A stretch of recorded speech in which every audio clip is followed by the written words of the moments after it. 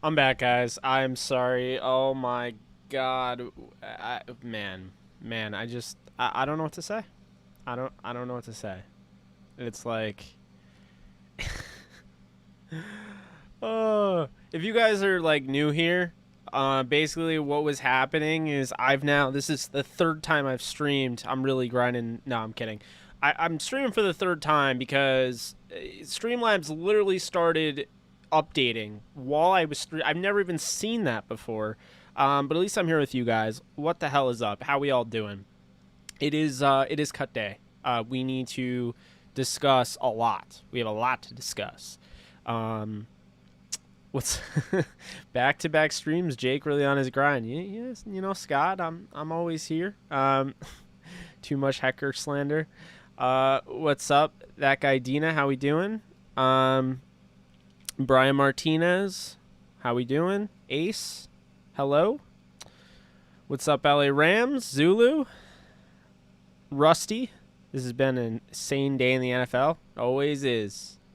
Always is. Make sure before we get into anything, let's see. I have people asking me on the Discord, are you streaming? One second. Make sure before we get into anything, if you enjoy my content or what have you, be sure to give it a thumbs up. If you don't subscribe, be sure to subscribe. And on top of that, if you like this and you think someone else might like it, go tell somebody. Just send a link to your closest friend that's a Rams fan in iMessage or on Facebook chat or Twitter. It always helps. So Cam Newton got released. So let's discuss this, shall we? I actually typed up a unofficial 52-man roster.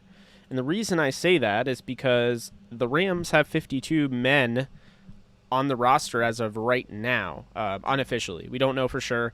Jordan Rodriguez went around and did the legwork and basically just wanted to make sure whoever's on the practice field right now, there's a pretty good chance that they're going to make the roster. So this is what I have so far. I have Stafford, Wolford, Perkins at quarterback, Henderson, Michelle, Funk at running back, Woods, Cup, Jackson, Jefferson, Atwell, and Skoranek at wide receiver, Higbee, Munt, Harris, and Hopkins at tight end, 8 for the offensive line, Whitworth, Edwards, Allen, Corbett, Havenstein, Noteboom, Evans, and Alaric Jackson, the rookie free agent from Iowa.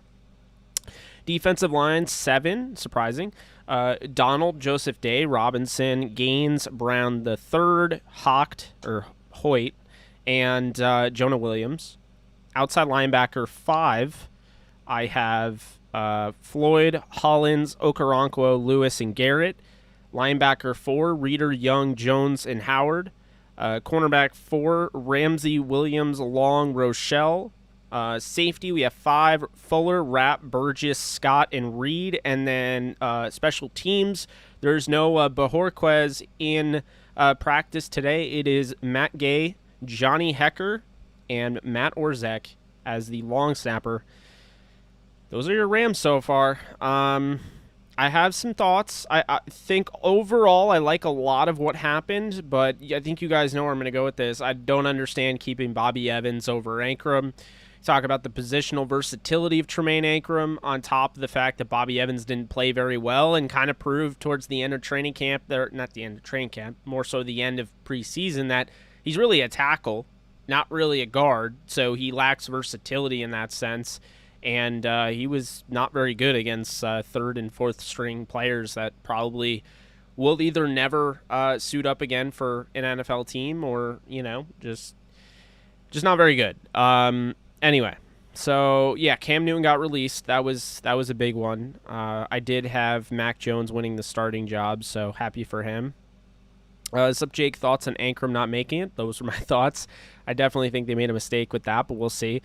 What is your unbiased, non-homer opinion on keeping Hecker? I feel like my emotions won't let me look at it from an unbiased perspective. Yeah, so it's tough because it's like I get it. I do. At the same time, I also feel like Bajorquez has actually, outperformed him, so to speak. So, trying to get comfortable here, so sorry, guys. All right. I could not get comfortable. It's ridiculous. So yeah, I feel like he kind of, he outplayed him in preseason. I think Johnny was not his best self last year, so there is, that, but I'm happy he's back because of how much he's meant to the fan base, how much he's meant to the team. I do think he's the best punter of all time, regardless, so I'm glad he's back. But, I'm curious to see what happens because maybe he's back and they're trading him. I don't know. The whole COVID thing could be a lot. I mean, I just don't really know. The report was that one of the Cowboys reporters reported that he restructured his deal, but Jordan Rodriguez was saying that it sounds like they were working on that and that's not done. So I don't know what's happening. Yeah, Pharaoh Cooper got released. That's disappointing. He caught a touchdown pass from Trevor Lawrence in preseason. What is your... Okay, I saw that. No Justin Lawler. Yeah, I was a little surprised by that. I do think by them having 52 on the roster, I think is very, very interesting. Because a guy that I've mentioned on Twitter, a guy that I mentioned yesterday with Ashton is available. And, he was cut yesterday. Well, he was waived yesterday, so he went through waivers. So we'll see at 4 if the Rams potentially claimed him. But that guy is none other than, oh, wow, his name just totally escaped me. Weaver. Curtis Weaver. There we go. So Curtis Weaver was with the Browns. For those of you who don't know, some background last year, the Rams tried to make a play for Curtis Weaver, who, by the way, was out for the year. They tried to claim him. He was a 5th-round pick that the Dolphins waived, injured, and basically my point is that the Rams knew full well that he was not going to be able to participate right then and there. He was a long-term guy, right? He's a guy that they're getting for the future. And so the Browns had the higher waiver priority, of course, so they got him. And he didn't make the team this year, so now it leads me to believe maybe the Rams might still be interested since they were looking at him long-term. So that's definitely interesting. But, we'll see in that regard. But I definitely think, Curtis Weaver was waived yesterday, so today, if the Rams put in a waiver claim, they would, if they got him, they would receive him today at 4 p.m., so we will see in that regard. The Rams have claimed guys off of waivers in the past. Justin Hollins is definitely a player that they've claimed before. Darius Williams, Marquis Christian, Blake Countess. I mean, they've done this, so it's not, a shock for them to potentially go out and get Curtis Weaver, but it might make sense, and maybe that's why they cut Lawler. I guess we'll see. Let me backtrack here. Yes, everyone, please hit the like. It does, really help me out. Cody should be our punter. He literally had the best preseason punt of all time. I think he had the best punt of all time, if you ask me that. The degree of difficulty to hit that banana punt was just crazy. What's up, Jake? Read a report that they restructured Hecker's contract. What's up, Trevor? Yeah, that's kind of what I'm gathering here, but there's now conflicting reports there. We don't know for sure. But Hecker did win the job from how it sounds. Ray, hey, Jake. Hey, Ramley. What's up, Ray? How we doing? Bobby Evans once again protected by where he was picked in the draft. We figured. It looked like Ankrum was getting cooked too. I don't know. Ankrum struggled going up against Von Miller, but he also had his moments against Von Miller. And, for the most part, I thought he had a good preseason. And keep in mind, he was playing it with, alongside, next to Bobby Evans. So, Jake Funk beat out Xavier Jones. It sure looks that way. What's up, bro? Did Bryce and Funk make it? Yes. Jake Funk made it, and Bryce Perkins made it. Initially. We'll see, how everything works in the long run. But who are your top 5 players you'd like the Rams to try and get off waivers? Oh boy, I don't even know. There's so many guys that have been cut. It's tough. I think I'm interested in Caleb Benenach or Benenick. I don't even know how to pronounce his name. I saw that he got cut. Definitely Curtis Weaver. That really caught my attention.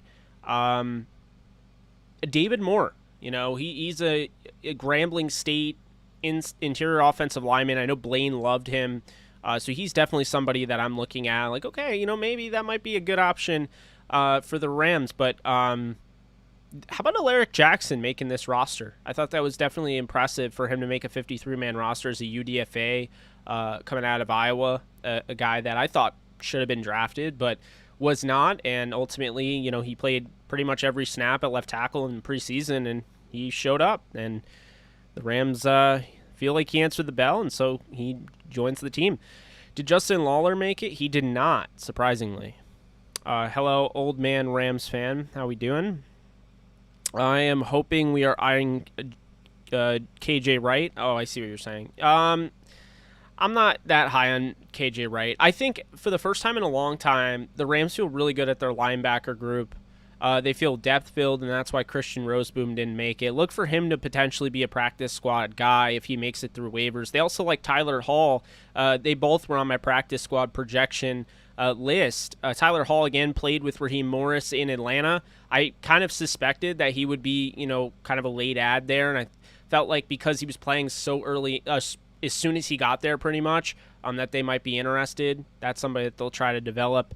Desmond Trufant was also released, an old Morris guy, right? I don't think so. I think Trufant may have already been gone before, Morris took over the defense, so to speak.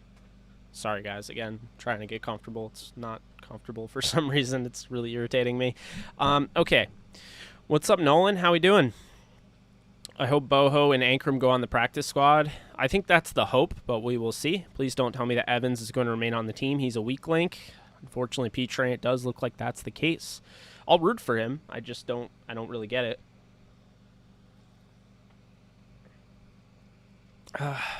Yeah. This is unofficially brought to you by, I'd be crazy if I didn't do this. Sparkling Ice Caffeine, powering Jake. So, a strawberry citrus flavor, by the way. If you guys have never tried that. I know we all love talking Rams, but do you think the Packers fans should be worried about their O-line with Bakhtiari out 6 weeks and a rookie center and guard? Yeah, I do. Absolutely. He's maybe the best tackle in the league. It's either him or Trent Williams, but there's definitely a lot to be worried about if you're a Packers fan right now. Powered by Sparkling Ice. I had the cherry vanilla Sparkling Ice. Tasted dope. See, it's happening. Like, people are loving Sparkling Ice. Now Sparkling Ice just needs to, throw the bag at me and sponsor my channel. I hope we can pick somebody off waivers that's better than Evans. Yeah, you and me both. You and me both. But hey, I guess we'll see. Okay. How many still need to be cut? I think they made all their cuts already. So, it's really just a matter of finding out. They did? I didn't see that.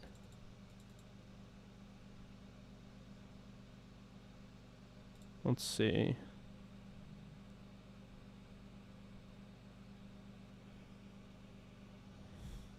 Now I have to look.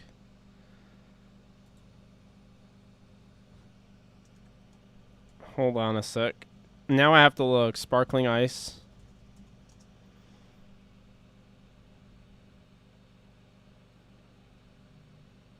I cannot find it. I put it in and it was just like, no. Photos? I don't know. Yeah, they're due at 4 p.m. You are right about that. I'm monitoring Twitter right now for it and the Sparkling Ice. Let's see here.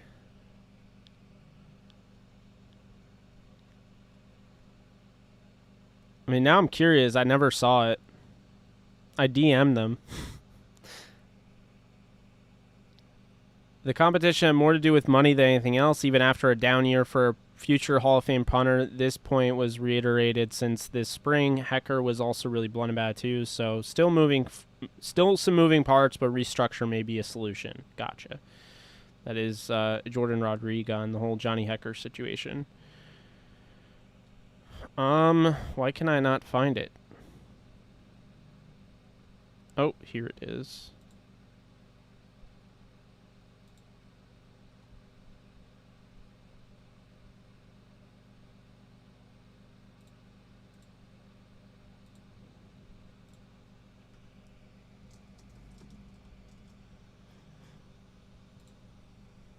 All right, I just send love you.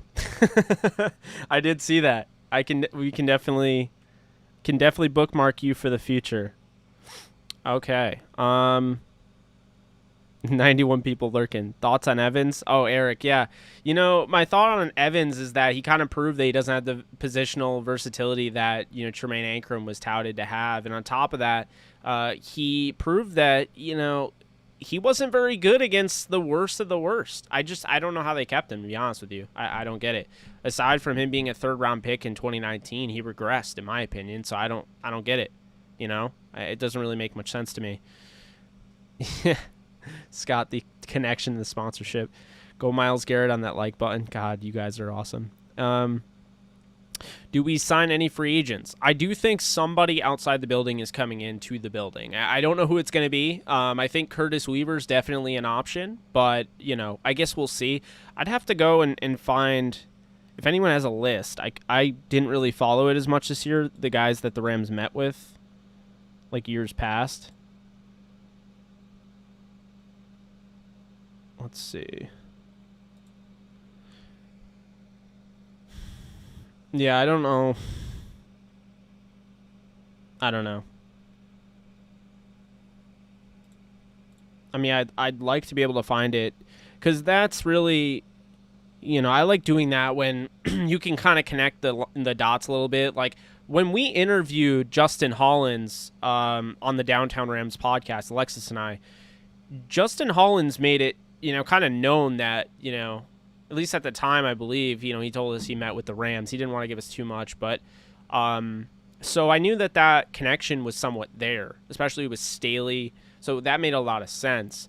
In the past, though, they have done things like that. And you know who's an interesting name?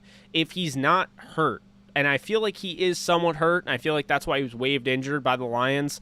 But if he can come back, guys, keep an eye on for, you know, Tyrell Crosby, who we've actually interviewed. We interviewed on Downtown Rams. He met with the Rams a bunch of times. He really liked them from the last time I spoke with him. But Tyrell Crosby, he has 18 starts in this league at tackle. He can play guard as well. To me, I'd cut Bobby Evans in a heartbeat if I could pick up Tyrell Crosby. And I might even just throw Tyrell Crosby on, you know, like IR, short-term IR, bring him back week 4. There you go. Now you have Noteboom, who can be your tackle, and he can also play guard as your 6th man. And then you have Alaric Jackson, and then you have Crosby. And then really what you need after that is, you know, maybe you use the practice squad to each week you elevate a center. So you either elevate Jordan Meredith or Coleman Shelton, depending if either of them make the practice squad. And then there's also the center that got released yesterday, Matt Skura, it was a little bit of a shocking release. He'd be a nice backup. But the Rams, here's the thing that's getting lost on a lot of people. The Rams have a lot of depth in a sense that they did such a nice job of evaluating talent, and they, you know, prioritized versatility. They didn't have to keep a boatload of guys at a certain position. So let's just go through it, right? The running backs, you know, you could even make the argument that they might use Perkins a little bit in that type of role, in a running type of role. You know, I'm not saying that is where I'm, like, that's not my focal point, right? But they have a bunch of guys that can do a little bit of everything. They wear multiple hats. So, you know, you have Sony Michel, who can honestly be your 7th receiver on the roster in a sense. You know, you could use Darrell Henderson that way. You know, and that's the thing is tight ends. You have Jacob Harris, who could play wide receiver. And then, you know, you look at, of course, the offensive line. It's like they're all cross-trained from, you know, the days going with, you know, Cromer. A lot of them could probably kick in at guard, or some of them could kick in at center. Wouldn't be the most ideal, but I'm sure, you know, because you have Corbett and you have Allen, you have 2 centers on the roster, and then you can, of course, use. Oh, the Rams traded Boho. Okay. Let's see. You guys are awesome the way you're looking out for things like that. I'm still waiting on it to come up. What did the Rams get for him?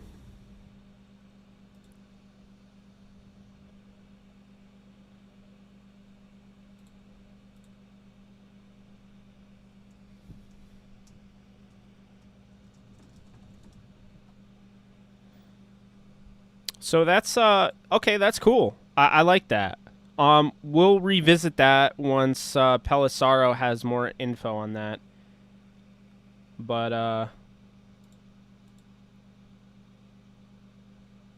let's see.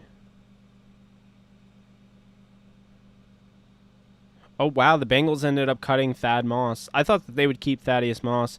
The Ravens are waiving Trace McSorley, probably because, I mean, Tyler Huntley threw had 5 touchdowns in preseason. Jaguars were cutting Laquan Treadwell. Interesting one was that the Titans are waiving rookie wide receiver Des Fitzpatrick. I was a little surprised by that.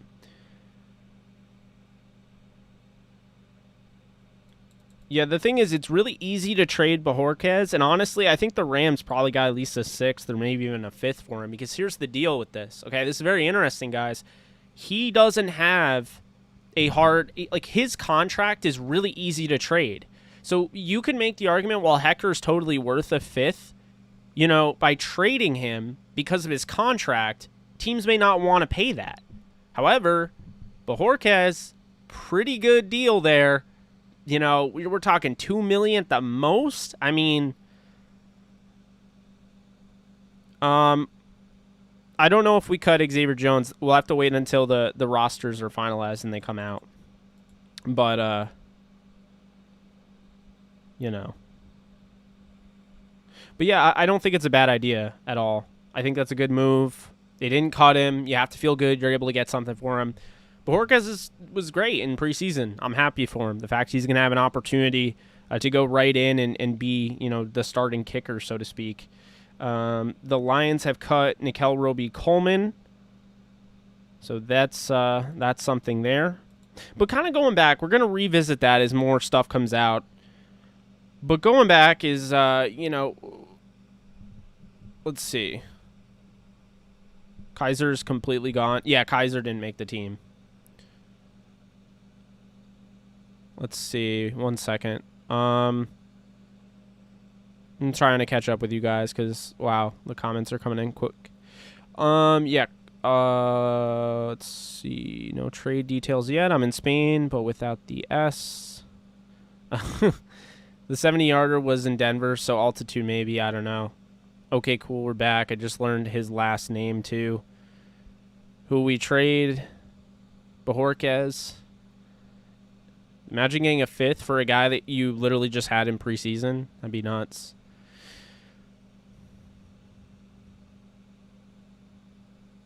Sean McVay is getting ready to have a press conference. No way we cut him. Kaiser is completely gone. Yeah, he is. I just would have preferred trading Boho to an AFC team. Packers probably paid the most. Lions have no kickers on the roster. That's weird.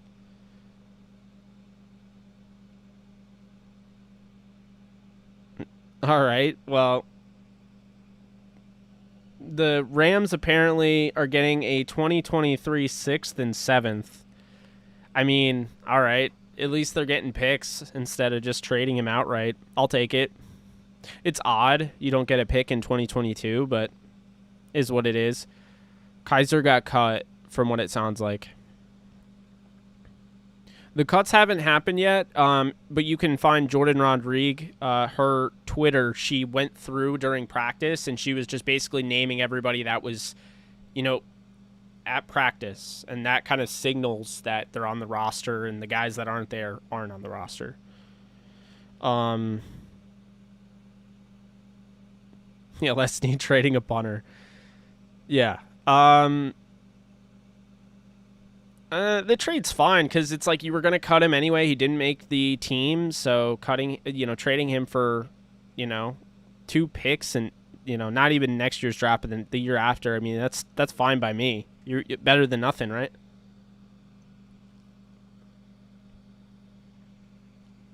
No, Kaiser was not at practice. So let's go back a little bit. Talking about positional versatility and why it made the numbers work for the Rams on this roster. And I took that into account when I was doing my projections, which in case if you guys were wondering, I got 47. It sounds like I got 47 out of 53 right, so just under 90%, which is the best I've ever done in terms of projecting a 53-man roster. But anyway, the positional value, guys, you know, we're talking about offensive line. You go to the defensive line. You know, a lot of these guys can play all over the place, right? I mean, you know, I wouldn't prefer Bobby Brown to be the nose tackle, but I'm sure he could play that. Sebastian Joseph Day could play end. He could play tackle, you know, nose tackle. Same thing with Robinson. Same thing with Gaines. So you're getting a lot of positional versatility there. On top of it, you know, Hawk is kind of built similar to Fox. So since he's built kind of like Morgan Fox, you know, he's able to play that defensive end in a 3-4 role, but also, you know, I think you could use him as a hybrid, you know, with an outside linebacker, use him as a stand-up pass rusher as well. Jonah Williams can play inside in the trenches, so, you know, you got to like that. But then this is where the positional versatility really kicked in on how they decided their roster. You look at the linebacker group, they had 4 guys. That's who they kept, right? So they only kept 4 linebackers. And you're like, Jake, why the hell did they do that? They let go of Kaiser, who started last year. They let go of Christian Roseboom. They let go. Here's why, okay? It's very simple. Pseudo linebacker, Taylor Rapp. Also, you could have Jordan Fuller kick in at there. Also, by the way, Nick Scott. Also, J.R. Reed. Also, Terrell Burgess. Their safeties can come in and play in the box. They can be that guy if they absolutely need it. So keeping 4, you're looking at your starters being Troy Reeder and Kenny Young with Ernest Jones, who's going to get a lot of playing time, I think, early on. They're going to rotate him in and out and get him comfortable. I think he'll be starting by the end of the year. And then you have Traven Howard, who's a former safety in his own right, so you're going to have that positional versatility. The cornerback position, it's the same deal. They only kept 4, right? So because they only kept 4 corners, you're like, Jake, why didn't they keep, you know, insert Bronte Harris here or Kareem Orr or this guy or this guy? Here's why. It's very simple. Why didn't they keep Dante Dion? Here's why. They don't need to. So basically, when they're playing nickel, like David Long is the 4th cornerback. The guy that's going to be the nickel is Terrell Burgess. So Burgess offers that upside. I know Rapp played a little bit at corner in camp. I don't know how much, but I know he played a little bit. So because of that, you have that upside. Plus, you have J.R. Reed, who could probably play in that role as well, and Nick Scott, the athleticism. Because of that, the positional versatility, you didn't have to keep 5, 6, 7 corners. The Rams are doing it the right way. They're winning with the numbers game. They're making the roster math work for them because they're basically doing that as far as the versatility is concerned. Isn't it weird we haven't gotten a Rams 53-man roster yet? It's past 4. I don't know. I'm looking on their website right now.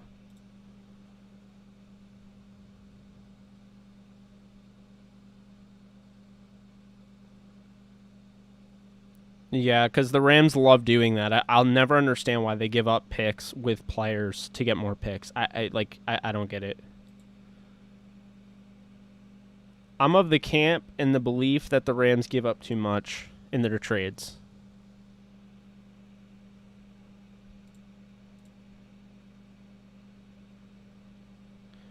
All right, guys, this is freaking awesome. We're at 131 views right now, or 135 in total, but we have 131 I can see on YouTube. Be sure to hit the like button. If everyone can just like this, just take a moment to like it. If you're watching on your phone, you might have to swipe up a little bit if you're looking at the chat, and just and hit the thumbs up. So there we go. It's up to 47. Let's get it past 100.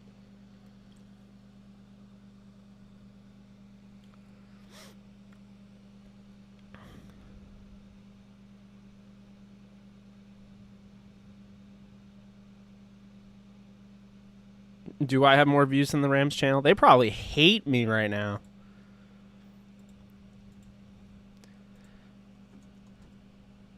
They probably hate me right now. I'm going to be honest with you.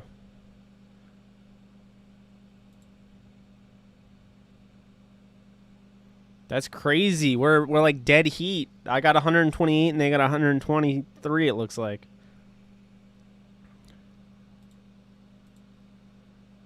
This is weird, though. You guys ever see this before? They didn't release it. I thought they were going to release it at 3:30, which is why I tried to stream at 3:30. But then Streamlabs was like, "Nah, we're not going to allow you to do that," because they're like, "Yeah, you gotta update this." I think it's really weird and bold that the Lions don't want to have, you know. I think it's really bold that the Lions don't want to have a kicker on their roster, though. I find that really funny. Yes, we got 65 likes. Let's keep it going. Let's hit that thumbs up. Rams are gaining on us. We traded him for a draft position upgrade, I think so. Now that's just stupid as hell. Well, they're not going to wait until the end of the week. The NFL mandates you to have your roster finalized by 4 p.m. Eastern time on Tuesday, August 31st. So, you know. Yeah, I can give an update for anybody joining. So if you guys are new, thank you so much for joining. Just so you know, they haven't released the roster, although I know the NFL has it right now. So I'm waiting on that. Everyone's talking about the Corey Bojorquez trade. Okay, so Schefter has reported the Bojorquez trade is Bojorquez and a 7th rounder in 2023 for a 6th rounder in 2023. I'll never understand why Les Snead loves giving up picks so much, but he does. So there's that. Let's see. I'm refreshing, guys. I want to make sure I have the full 53-man roster for you. Because I will, announce it on the show. You go to the roster right now, Landon Akers is still on it, so that's incorrect. But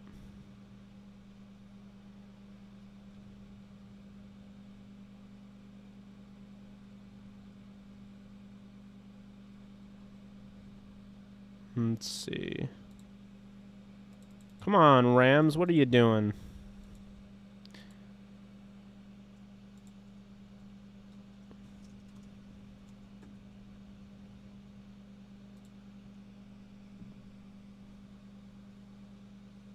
Hey, thank you, Kenneth. Appreciate you. They're not planning on, dropping it on that live stream, are they? That'd be kind of lame. I'm sure I can find it. 1 second. I'm going to use my connections to see if I can find this. One second.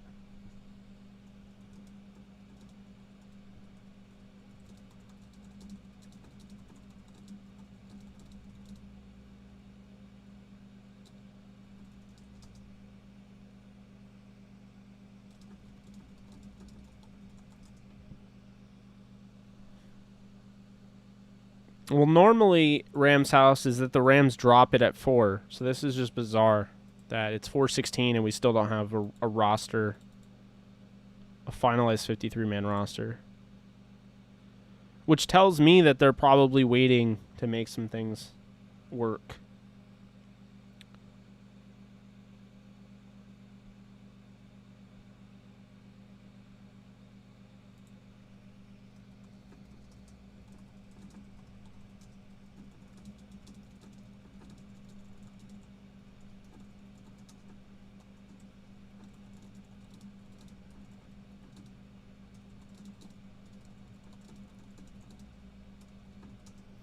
All right. Well, so the Rams have to release it. They haven't released it yet. I don't know if you made the wrong decision with Boho. It's a good question. I mean, I don't mind riding with Hecker. He just has to be better. Last year he wasn't Hecker, you know what I mean? So that's a big thing with that.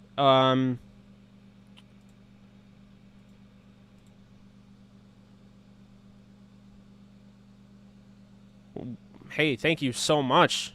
the Dark Saber. Thank you. I really appreciate that. Lions, we don't need any kickers. We'll just have Goff kick it. Rams, darn, we might have to give some picks to people. Kind of sad for the Lions right now, but hey, it's the Rams house in the comments. Hi. Hey, thank you so much for dropping that. I appreciate you. Yeah, just bizarre to not keep kickers. But, you know, hey, I'm not the general manager, so, you know, they must have something up their sleeve. This guy is a super chat god on my channel. Yeah, apparently, God. Appreciate you, Darksaber. It means a lot. I really do appreciate you. Hey, Jake, how you doing, man? Why do we still have Ashawn? He always injured. What's up, Nacho-y? Yeah, I'll be honest with you. You know, Ashawn Robinson was kept. I had him on my 53 as well, and let's talk about it for a sec. Ashawn Robinson's the guy they signed, I believe, to a 3-year deal initially. Ended up being a 2-year deal with a void at the end of his I think next year. So this is his last year, so to speak. This is contract season.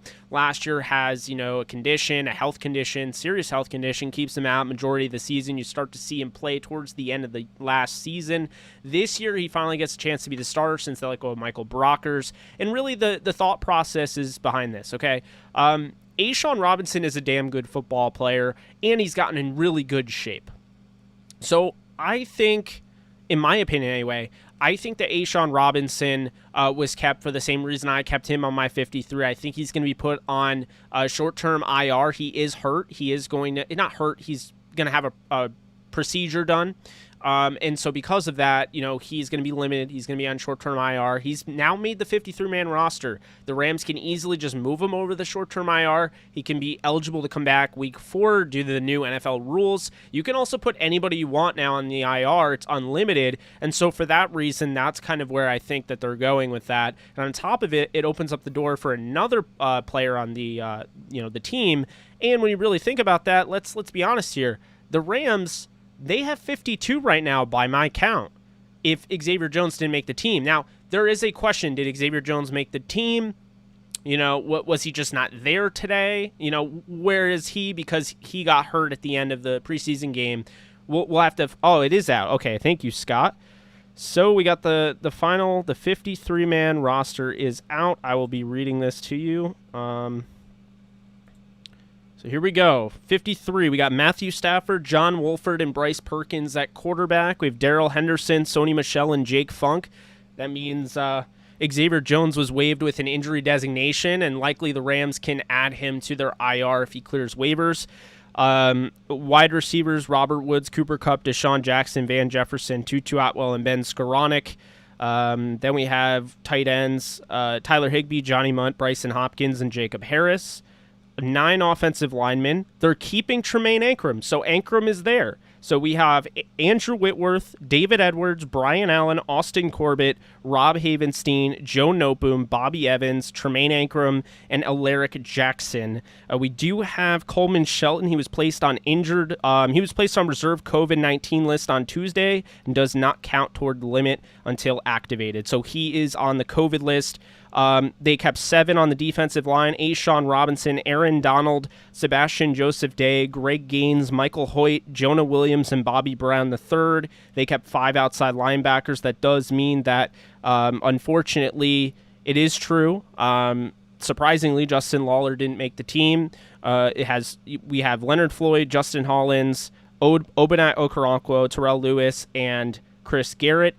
Inside linebackers, we got 4: Troy Hill, Kenny Young, Traven Howard, Ernest Jones. That means Micah Kaiser missed the roster. 4 cornerbacks, like I said: Jalen Ramsey, Darius Williams, David Long, and Robert Rochelle. And then they kept 6 safeties. So it is Taylor Rapp, Nick Scott, Terrell Burgess, Jordan Fuller, J.R. Reed, Juju Hughes, and they kept Matt Gay and Matt Orzek. And Johnny Hecker didn't make the 53 because he's on the COVID IR list. So they're keeping that.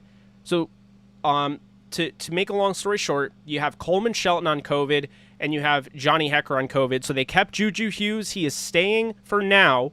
They kept J.R. Reed. Tremaine Ankrum did make the team, despite what we thought initially. And, man, this is a good-looking roster. You have to feel good if you're a Rams fan today. This is a deep roster. This is the deepest I've seen in quite some time. The Rams really did a nice job with this one. I guess my biggest, bummer here, so I think there's two huge bummers. The first one, you got to give it to, in my opinion anyway, you got to give it to Justin Lawler. Man, that guy, he worked his tail off in the first game. We didn't really see anything like that first game when he played in the next two preseason games, but I was surprised with how dominant he was in that first game. I was hoping he'd make the team. It sounded like he was in line to back up Leonard Floyd. That's not the case. But, oh, my God. Darius, thank you. I, too, am a super chat god. LOL, go Rams. Thank you so much. I appreciate you. Guys, can we just... Can we all drop an exclamation point in the chat for Tremaine Ankrum making it? That's my guy. I'm so excited that he made it. Oh, my God, Darksaber. Gods think alike, Rams. We're going to be playing hard this season. Thank you so much, the Darksaber. Appreciate you. Let's go. Tremaine Ankrum made the roster. And let's give a shout-out to Juju Hughes making the roster. Now, this is the initial 53, and a lot can change. Coleman Shelton can come back from IR or COVID IR, whatever you want to call it, and the Rams have a decision to make. But at the end of the day, right now, this is your 53-man roster. There was no claim, based on what I'm seeing here. So that's out of the water. There's no claim, so to speak. But I do have to give you guys a ton of props because, we're at over 150 views. The Rams, they're the Rams. So their channel... We were kind of at the same viewer rate. Now they're over 200. But really do appreciate you guys being here. It's a lot of fun right now. Let's make sure to get it up to 100 likes, though. Let's keep liking this. If you like it, be sure to hit the thumbs up. We got 78 likes. What's up, Ashton? How we doing? It is getting crazy in here, and I love it. If Jake says we got a good roster and I'm taking his word for it, thank you. Appreciate that. Roseboom, I think, is going to get the practice squad as long as Joe Barry of the defense coordinator for the Packers or Brandon Staley, who, of course, coached him last year with the Chargers, they don't go and get him because I think he could make it through. Those two guys I am worried about. Those two teams I'm worried about. No King Lawler, unfortunately. Juju Hughes, though, I'm pretty hyped about. So yeah, that is the 53-man roster, and we're just gonna be live, man. We're just gonna be chilling. We're gonna be having a good time. It's only 4:25. We started early. I'm not going anywhere. I hope you guys aren't going anywhere. But yeah.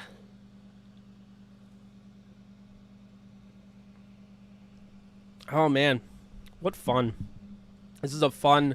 I mean, I really feel bad about players, getting cut today. I feel bad about them losing their jobs. But for the guys that make it, though, I feel happy about. And, to have I've talked to Bryson Hopkins, but to have Bryce Perkins on here and, ultimately, have him on here 3 times and then have him make the team, it's really cool. So I'm happy for him. I'm happy for Ankrum, a guy that I met in Mobile, Alabama during the Senior Bowl. Oh, yeah, I didn't actually think about that. It must be much easier in the UK. That's a good point.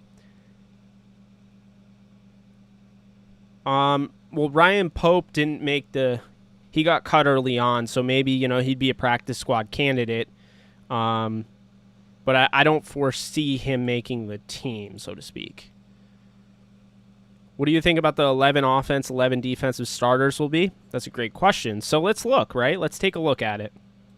So, it's going to be a little different, a little modified. If we're starting from just a regular personnel setting, you're going to have Matthew Stafford at quarterback, Darrell Henderson at running back. You're going to have Robert Woods and Cooper Kupp on the outside at wide receiver. You're going to have Tyler Higbee and Johnny Munt at tight end.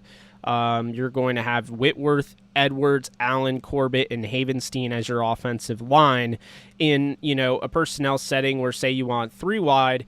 Then you're going to have, of course, your slot receiver being either, Van Jefferson or Deshaun Jackson. Deshaun Jackson is listed ahead of Van Jefferson on the depth chart here. And I think you might rotate into Atwell, but there's that. So the defense, though, I think A'Shawn Robinson is going to go on short-term IR. they don't have to make that decision now, but I think that they're gonna monitor that. So he could. And so with that being said, I think your starters are going to be Aaron Donald, Sebastian Joseph Day at nose, and then the other defensive end position is going to be Greg Gaines. And then your outside linebackers are going to be Leonard Floyd and Justin Holland starting respectively. Inside linebackers, Troy Reeder and Kenny Young. Cornerbacks, Jalen Ramsey and Darius Williams. And then your safeties are going to be Taylor Rapp and Jordan Fuller. So that is... that's what I think there. And then your nickel, when you're working with the nickel defense, you're going to see probably Terrell Burgess as the nickel. You won't see David Long as much, and I think that's why they weren't worried about him. You'll see him, but I definitely think, the nickel is going to be Terrell Burgess. I feel good saying that. Let's see. 88 likes and counting. Let's keep it going up. Let's keep it up. Thumbs up, guys.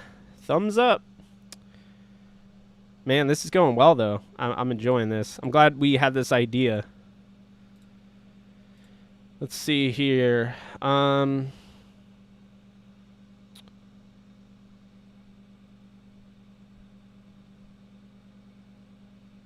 yeah, the waive injury designation. Okay, Cam Akers was placed on IR today. He's done for the season, which we already figured.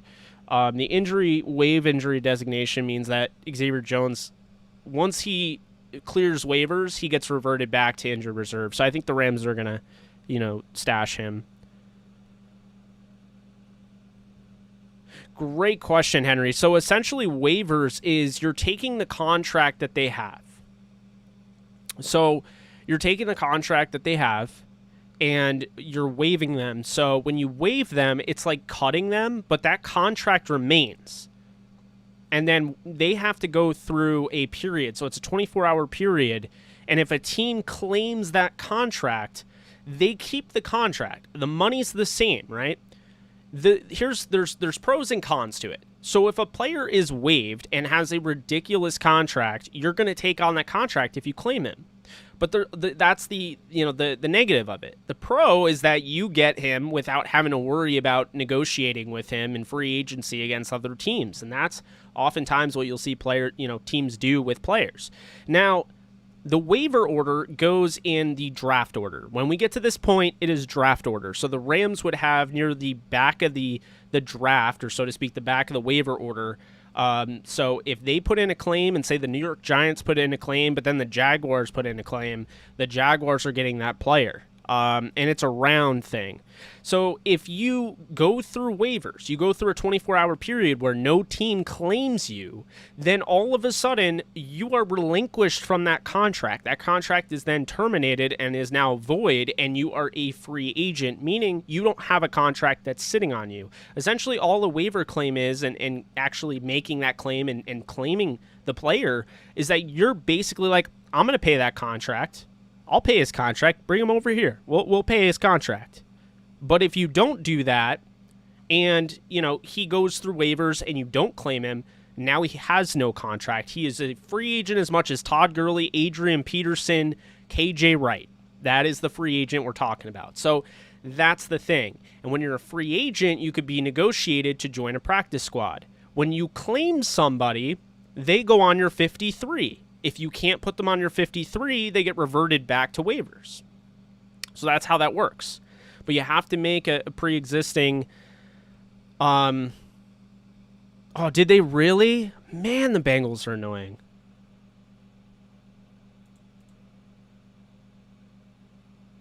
So the final cuts are Landon Akers, Otis Anderson, Eric Banks, Kendall Blanton, Chandler Brewer, Ernest Brown, Marquise Copeland, John Daka, Dante Dion, Jake Gervais, Tyler Hall, Tristan Jackson, Micah Kaiser, J.J. Koski, Justin Lawler, Kareem Orr, Max Percher, and Christian Roseboom.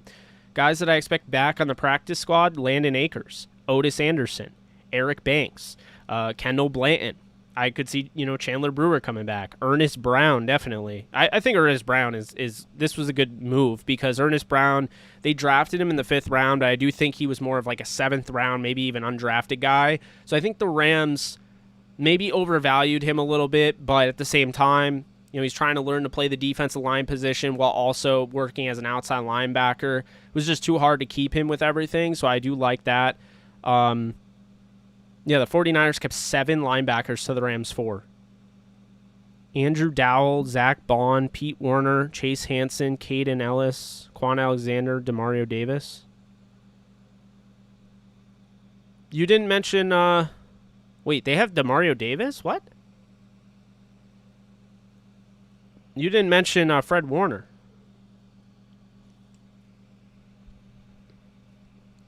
Did you call him Pete Werner? Is that what happened there? The Rams know what they're doing, though, with the 4.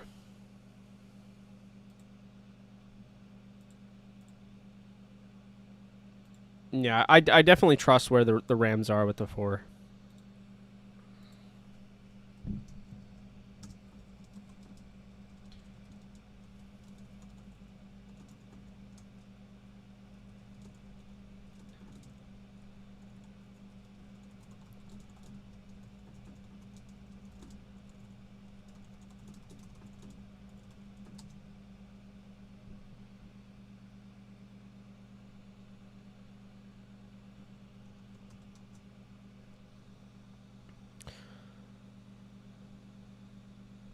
So Rochelle, I believe, played in the final preseason game. He's better for sure. So that's good. But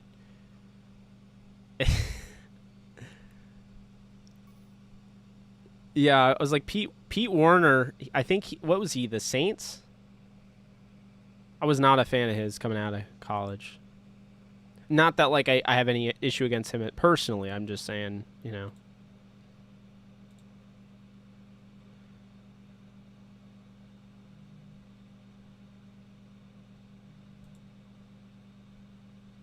Okay. All right. So the Rams, here's how it's working. So Tremaine Ankrum will be kept on the active roster, but he might have to go on short-term injured reserve. That's why he was not out there today, because of a knee. Coleman Shelton is on COVID reserve, but the Rams also keeping him once he clears for whatever reason. I'm not the biggest Coleman Shelton fan, but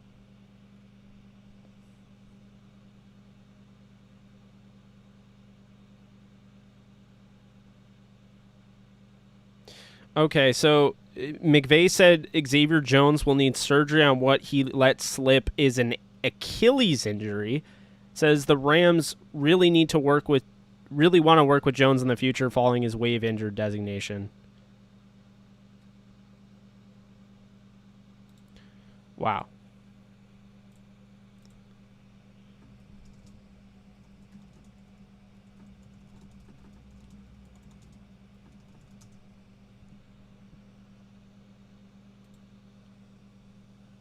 Jones, okay, so Jones essentially he did not make the roster. But Jones he's going to be waived injured. He needs to get surgery on an Achilles injury, and that's why. So they want to work with him once he clears waivers. I'm never trusting Sean McVay again though, for real.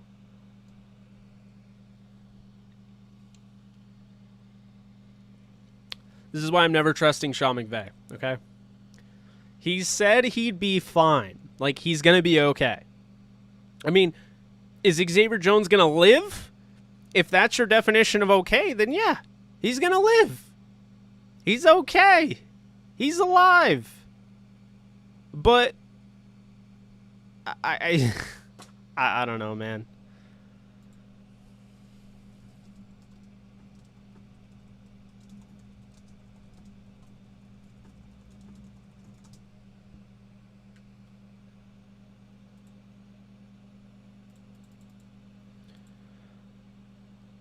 I have to tell Tyler Browning, friend of mine. 1 second.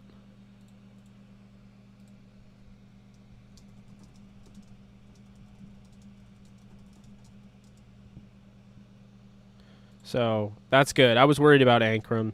Really happy for Bryce Perkins. He just messaged me, thank you.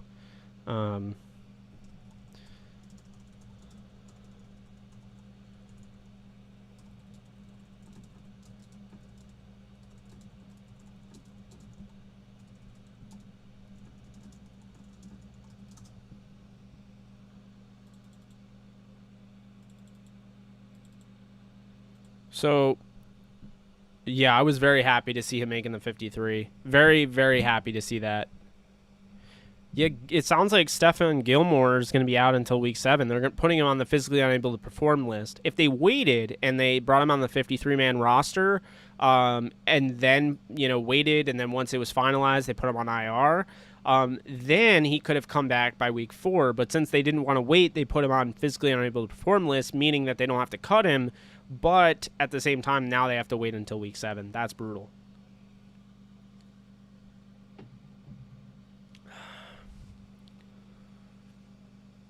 Yeah, no, McVay definitely knows how the Rams panic Twitter work. Everyone does at this point. Nolan, you said it best yesterday when I was on with Ashton. I mean, Rams Twitter panics over nothing happening.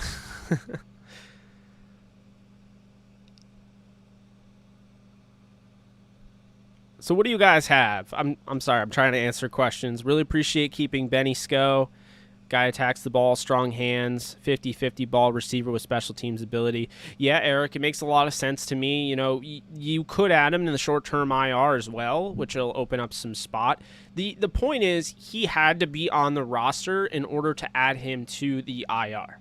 So they can't do that, I don't believe, until tomorrow. So you're going to see some movement tomorrow. You're going to find out a practice squad, things like that. So what we'll do is, right around, I think, the 4 o'clock time tomorrow, if you guys are okay with it, you'll have to let me know in the comments, but if you're not, just let me know.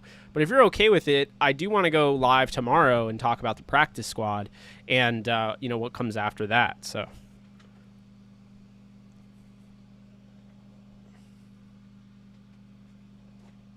I cannot get comfortable. Jesus, this is not comfortable. What is going on?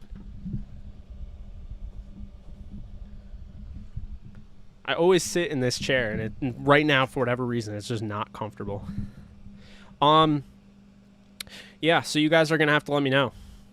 Because I'm not going to go live if I don't get a bunch of people in the comments saying to go live tomorrow about the practice squad.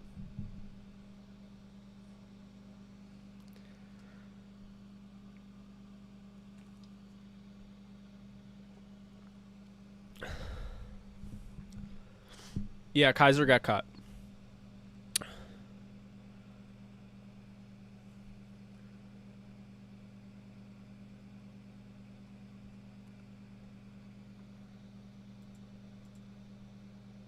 Oh, here we go.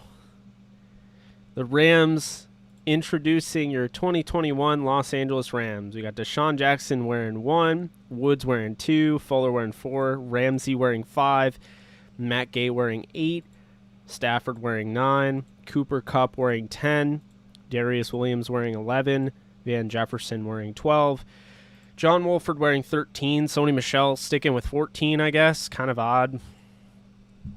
Tutu and 15. Bryce Perkins sticking with 16. David Long at 22. Juju Hughes wearing 23. Taylor Rapp wearing 24. Burgess wearing 26. Darrell Henderson wearing 27. Robert Rochelle wearing 31. Traven Howard 32. Nick Scott 33. Jake Funk wearing 34. J.R. Reed wearing 36.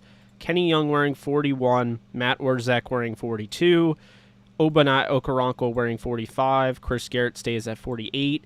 Ernest Jones 50. Troy Reeder 51. Terrell Lewis 52. Leonard Floyd 54. Brian Allen 55. Justin Hollins 58. Austin Corbett 63. Alaric Jackson 68. Sebastian Joseph Day 69. Noteboom 70. Evans 71. Ankrum 72. Edwards 73, Whitworth 77, Havenstein 79, Skoranek 81, Munt 82, Harris 87, Hopkins 88, Higbee 89, Gaines 91, Jonah Williams 92, Ashawn Robinson 94, Bobby Brown 95, Michael Hoyt 96, Aaron Donald 99. So it doesn't look like anyone changed their number. That's always interesting, once there's once there's pickups and all that stuff. So yeah, that's that on the numbers.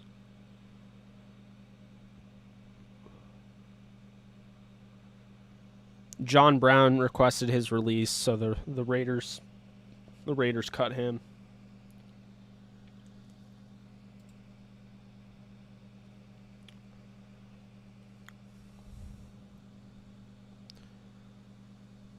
Yeah, I think the 1 looks really cool.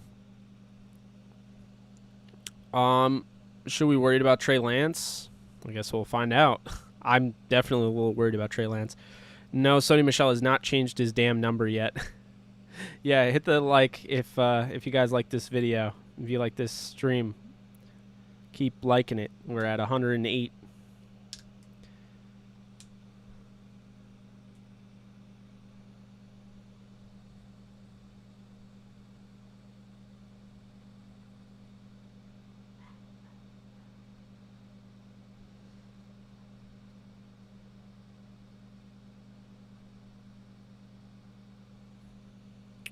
Something to note, someone asked Jordan if Sony was sticking to 14. She said, for now.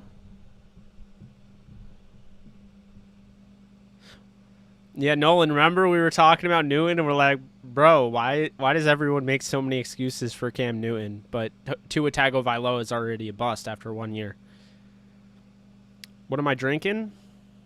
You know what I'm drinking.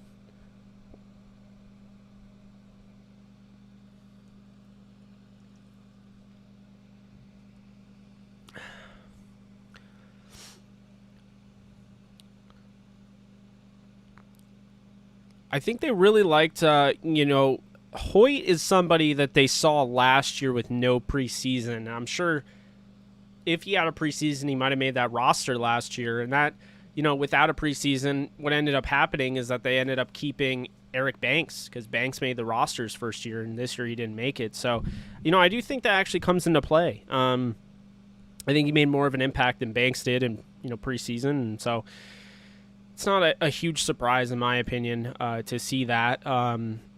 It sounded to me like Hoyt had made the roster by preseason game 3, like even before that, because he had such a great camp. But, it's definitely interesting for sure, and we'll see how much of playing time he gets. They kind of look at him as somebody that can be, Morgan Fox type, so... Oh, it's very refreshing. I mean, I never thought strawberry citrus would be good until I had strawberry citrus and realized it was good. I'm going to change... I'm sorry, I got to fix this.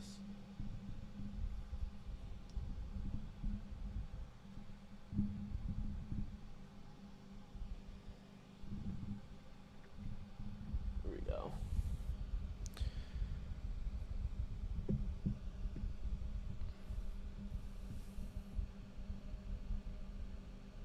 I don't know why it's... There we go. I don't know why it does that. Sometimes it does that. Yeah, I had to get the fan going because it is hot in here, guys. It's very hot. So... I've never had V8. I'll have to give it a shot. I'm addicted right now to sparkling ice. I'm not gonna hop off it as long as they are, keeping an eye out for me.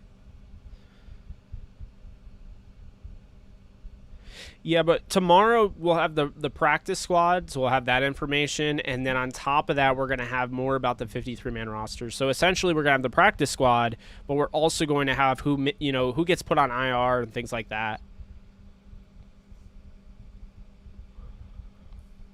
My guess is the Rams could fill up a lot. They could free up a lot of space because, if I'm being honest, with the now finding out about Tremaine Ankrum, he'll go on short-term IR. You have Ashawn Robinson, potentially. You have potentially Obanai Okoronkwo, so that's 3. And then Skoranek broke his forearm, so he's not going to be ready for week 1. That's 4 guys that you could put on short-term IR.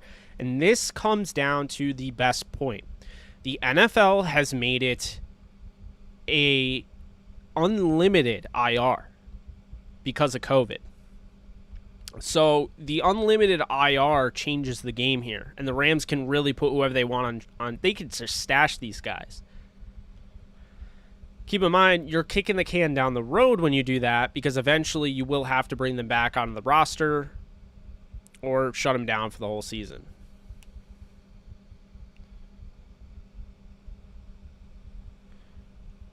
Holden needs, not Holden, sorry. Yeah, he needs surgery on his Achilles. That's what I was saying earlier, is apparently McVay is saying that he needs surgery on his Achilles.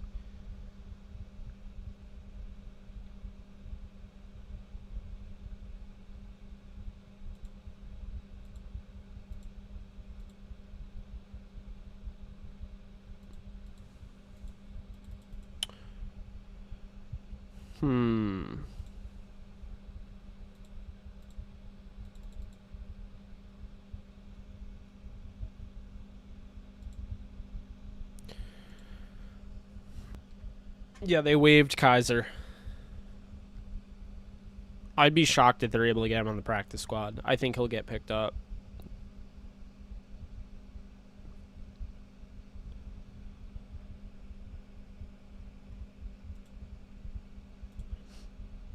Everyone, since most of you are probably, well, I mean, a lot of you are here that know me. But if you are new here, let's hit you with a invite, because we got a Discord channel. We got Rams fans in there, so let's make sure to do that. Also, we got 163 total viewers right now. So be sure to thumbs up if you haven't already.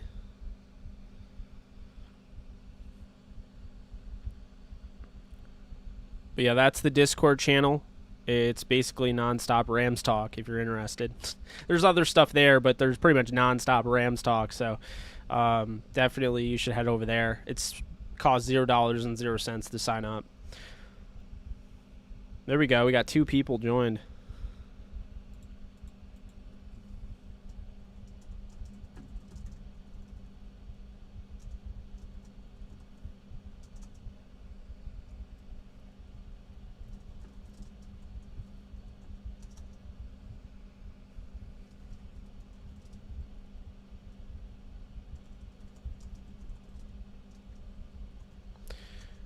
Appreciate that. I see you, Sub Rock, over on Discord, enjoying the stream. Love to hear that. Love to hear it. Love our community. X is out for now. I mean, he's gonna probably have his season shut down. But they like him long term. Great question, Revorgzy. You know, it's a great question. I think Gus Edwards. You know, I'm all over. I'm on the Gus the Bus train right now. So I'm very happy with him, and you know, it's really unfortunate he got the opportunity at the expense of J.K. Dobbins, but I do think Gus Edwards is going to be the guy you want to own. The 53 is an A, man. It's a really good looking roster. I mean, I think it's a really good-looking roster. People are going to say they're lacking depth. You're going to hear all sorts of stuff, how the Rams need to trade for a linebacker because they only have 4. But let's just talk about it real quick, okay?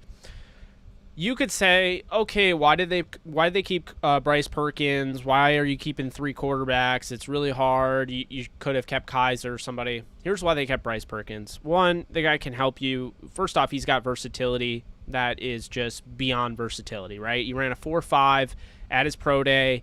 This is a guy that can hurdle guys. I mean, he's a super athlete. That's the first thing. The second thing is he's going to offer ability that no one else in the quarterback room has with that athleticism. The third thing is the familiarity with the offense. Learning Sean McVay's offense makes you an asset. And so for teams that are running a Sean McVay, Kyle Shanahan style offense, they were probably going to look to claim Bryce Perkins. He would not have made it through waivers. And here's why, okay? Bryce Perkins knowing how to basically knowing how to perform in this offense is very attractive. But then when you look at his, you know, mobility and his athleticism and the fact that, you know, he had above a 70% completion percentage from yards 10 to 19, you know, there's a lot there. On top of the fact he had no scouting scout team experience. He had no regular season experience and came in his first preseason game and really just looked like a model of consistency, a pro's pro, as Sean McVay would call him, and a guy that just wasn't, the moment didn't seem too big for him.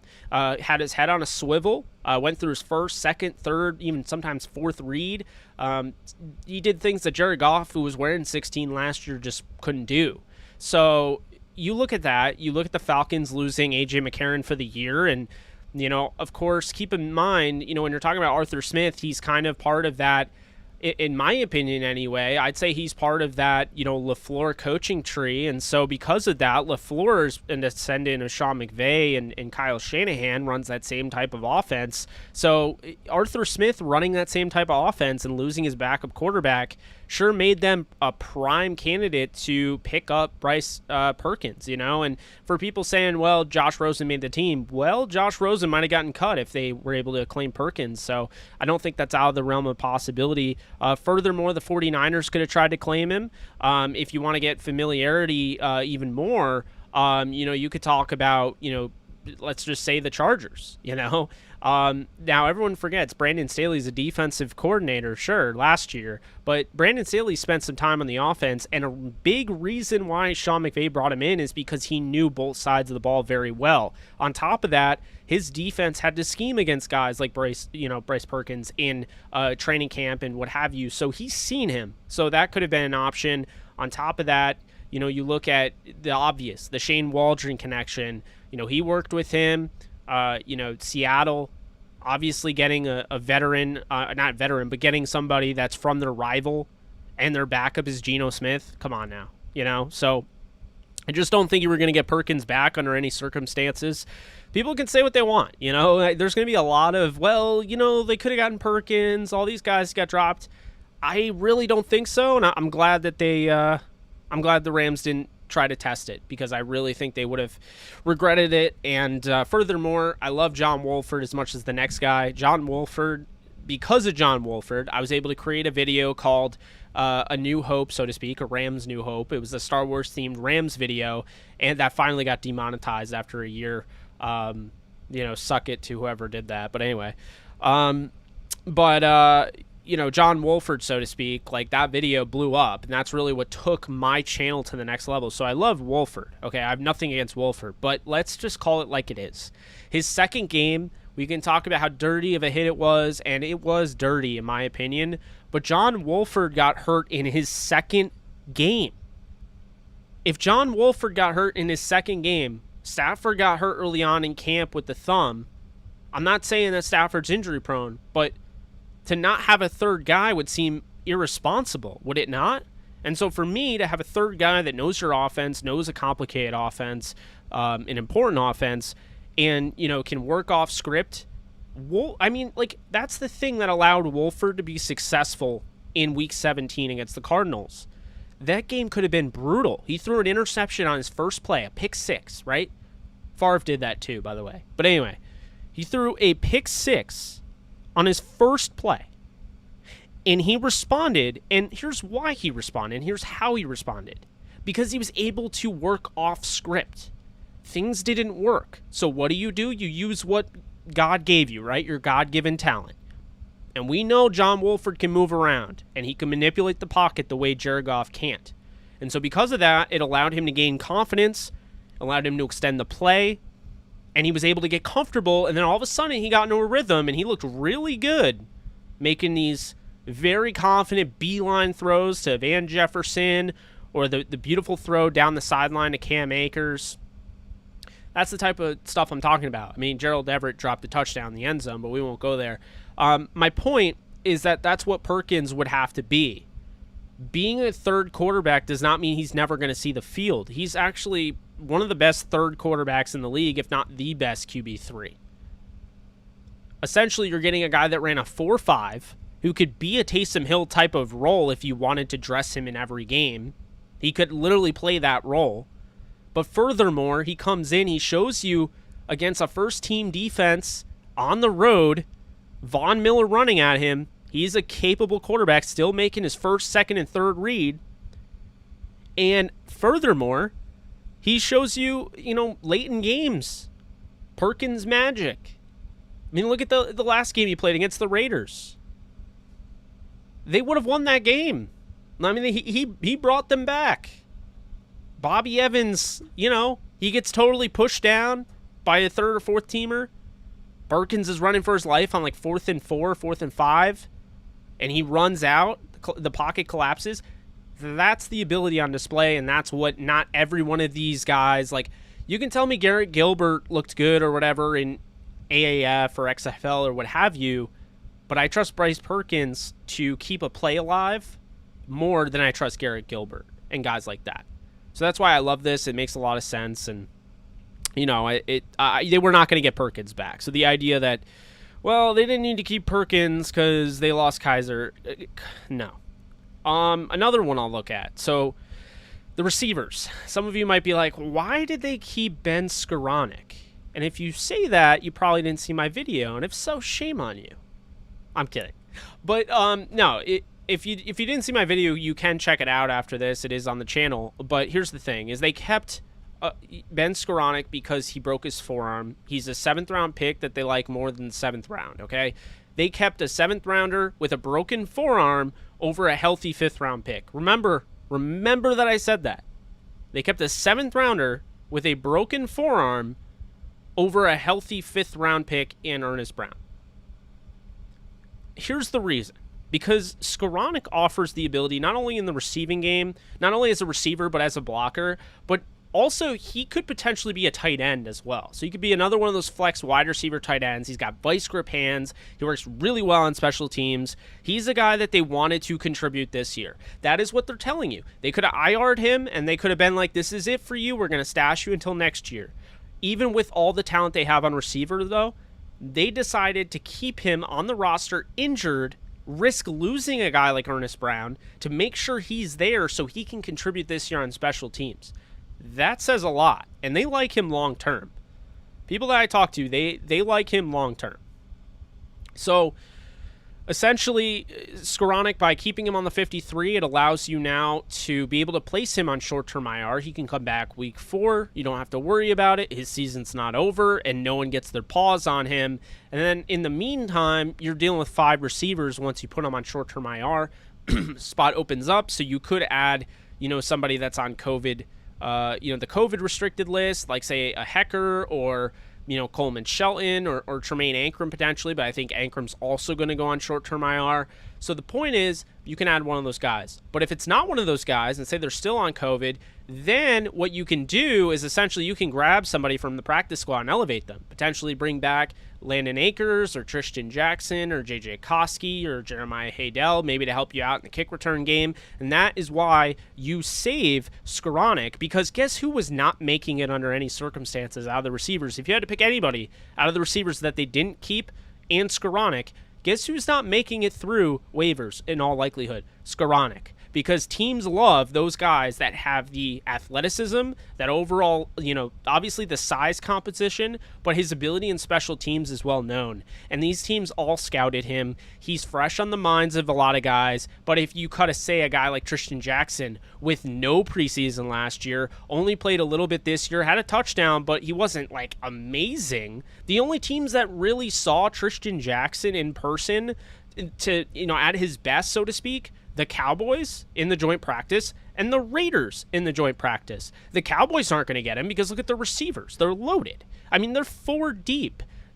I'm 4 truly deep. You have Cooper, you have CeeDee Lamb, you have Gallup, and then they added Simi Fehoko. They like Cedric Wilson. I don't know if they cut him. They probably did now that I said that. And Noah Brown.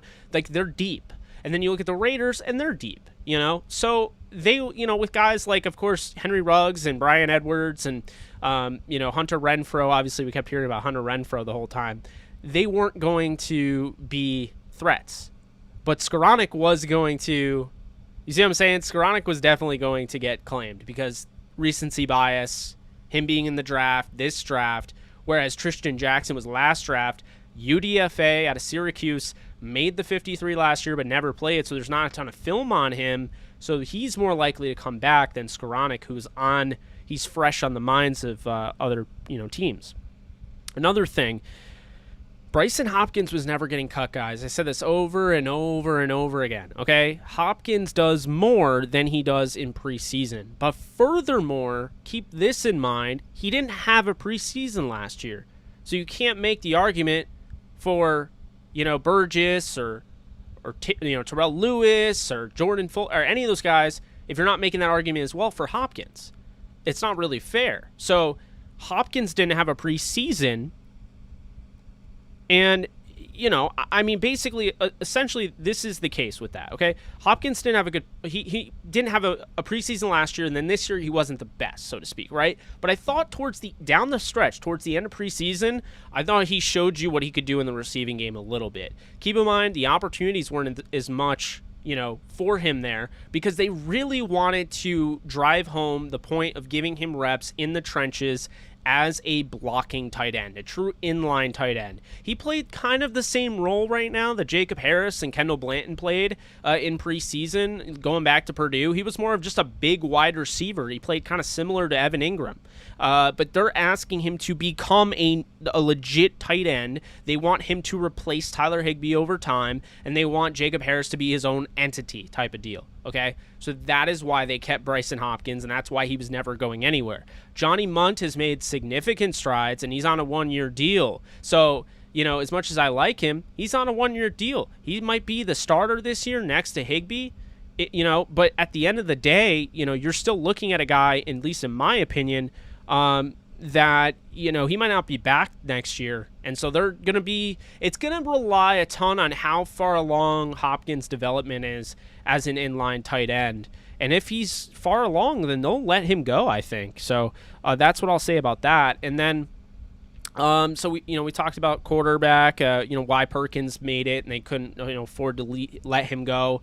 They couldn't afford to let, a lot of these guys go. They couldn't afford to let Perkins. They couldn't afford to let, Skoranek. They couldn't afford to let, Hopkins was never in doubt, in my opinion. The roster bubble stuff was ridiculous, but that's just in my opinion. Again, respect everyone else's who thought he was gone, but I was telling you over and over again, they're not getting rid of a fourth-round guy who, in my opinion, I had a second-round grade on him last year. Just didn't really get an opportunity. They're asking him to make a huge transfer over to that spot.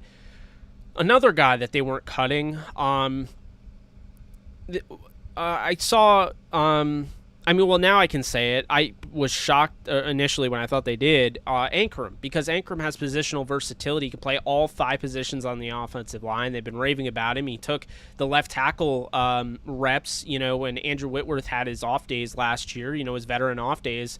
And, this is somebody that was playing at right tackle instead of Bobby Evans, instead of other guys. And when he got hurt, it wasn't Bobby Evans, it was Chandler Brewer. So, I think Ankrum was safe and, just a little bit of a scare, obviously, this morning. It's why it didn't really make any sense to me. So there was no way that they were, going to cut him. And then defensive line, there was no way that they, I saw how people are like, why are they keeping Greg Gaines? Greg Gaines has been really efficient. When Greg Gaines is on the field, things happen. Gaines is really good, guys. 4th-round pick out of Washington in 2019. Greg Gaines is a great pick. Now, here's the thing. Greg Gaines played on a defensive line, again, keep this in mind, with Michael Brockers, A'Shawn Robinson, Aaron Donald, Sebastian Joseph Day. So he's really been just blocked, right? And they had John Franklin Myers at one point, too. So, obviously he didn't make that team, but, Greg Gaines has been blocked. And so now he has an opportunity. And I'm telling you guys, if A'Shawn Robinson is on short-term injured reserve and he comes back week 4, that means Greg Gaines is going to start for 3 games in a row. I know there's already people like, oh, no, Bobby Evans is. Or not Bobby Evans, Bobby Brown. Love Bobby Brown. He's a long-term guy. He's going to have, some upside this year. He's going to play. But he's going to play as much as, Gaines did when he was, a rotational guy. And, rightfully so. Gaines, they love. Gaines did not play 1 snap in preseason. There's a reason for that. They love him. And he's a very good player. And when he is on the field, he makes things happen. Mike Tomlin said, when someone was asking about why Dwayne Haskins, he was asking, why doesn't Dwayne Haskins get first-team reps or second-team reps? Do you think that makes a big deal? Do you think, should we start to think that he's not going to make the roster? Or, and basically Tomlin, and I'm, paraphrasing here, but Tomlin basically said it's not about, what reps you're getting. It's not about, what first team, what second team. It's about what you do with the opportunity. And I always say that because, like, with Gaines wasn't getting starting reps. Gaines was a rotational guy, but when he came in, he showed ability to rush the passer. He showed ability in the run defensive department. You go back and you look at his college stats. I think PFF had a graphic. Interior defensive lineman, he was up there with the highest pass rushing efficiency of any interior defensive lineman. He had a higher pass rushing efficiency rating than A'Shawn won't have to go on short-term IR. Okay, well, I'll stop what I'm saying about Gaines being a starter, but I think he's going to have a significant role. But I'll just further explain what I was going to say, that, thanks, Solus. Appreciate you. Yeah, it's been a lot of fun today. I'm glad we did this. A very good idea, apparently. But with Gaines, guys, is that, PFF had a what the hell am I thinking of? A graphic. And he had a higher pass rushing efficiency from the interior position than the guy that came out and went in the first round early on, a guy that I loved, Quinnen Williams. So he's legit. I keep saying this. Gaines is legit. Would start on a lot of teams in this league. So he may not start this year, but I think he's going to have a big role, and he might really rotate in and out with A'Shawn. We'll see, but I'm a big fan of Gaines, and there's a reason why Gaines didn't even play a down in preseason. That's a very good sign if you're a Greg Gaines fan. Who else do we want to talk about? Oh, Traven Howard. So, there were people like, why did they cut Kaiser? They were only keeping 4 linebackers. I kept saying, I was trying to make the math work, and I'm like, there's no way that they're going to, do that, right? There's just no way. They're not keeping more than 4 linebackers. You just can't make it work with the roster math that needs to be made. So I'm like, how do we do that, right? And I just came to the conclusion the Rams are just going to have to keep 4. It's going to be 4 linebackers whether people like it or not. And unfortunately, when you're only keeping 4 linebackers, you have to make a tough decision. And the fact of the matter is this. They had to make a tough decision to cut Micah Kaiser, a guy that they spent a 5th-round pick on. And the same draft, they got Okoronkwo in 2018 in the 5th round. And they got him that same round as Okoronkwo. They got him earlier. Kaiser's issue is he could not stay healthy. He did not get better in coverage, and he wasn't very reliable. When they brought in Ernest Jones, Micah Kaiser probably could, smell, he could probably smell the blood in the water, the writing on the wall, so to speak. I mean, they brought in a guy that's similar to his game in every way, but stays healthy. And on top of that, you had the assistant head coach, Thomas Brown, who could sign off on his leadership, because he coached that team when he was there. So I felt like that was it. And with Traven Howard, this team really stuck by him, a former 7th-round pick out of TCU. Traven Howard, the thing that he does is that he has that background of being a safety, which is huge, right? It allows him to be rather fluid in coverage, first off. But secondly, when you're talking about Traven Howard, the sideline athleticism, we talk about all the time. Ooh, sideline to sideline linebacker. I kept hearing people say that about Ernest Jones. Sorry, Ernest Jones has ability to go sideline to sideline every now and then, but can he consistently do it? That's not him. This is a guy, he wants to go and stick his face in the fan. He wants to create contact with the offensive lineman. He wants to, make plays up front. He wants to make plays in front of his face. He's trying to keep everything in front of him. Whereas Traven Howard is a guy where if you're going to run a toss sweep to the left or the right, Howard's going to be there to stop you.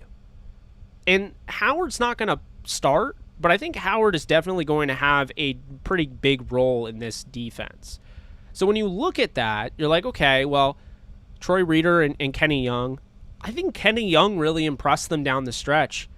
I mean, was the writing on the wall before Ernest Jones even got drafted? Kaiser came back and was on the special teams unit? Wasn't he? I feel like he fell behind, to be honest with you. And I think Kenny Young really got, I mean, I think I was wrong about Kenny Young, a guy that was a throw-in in the Marcus Peters deal.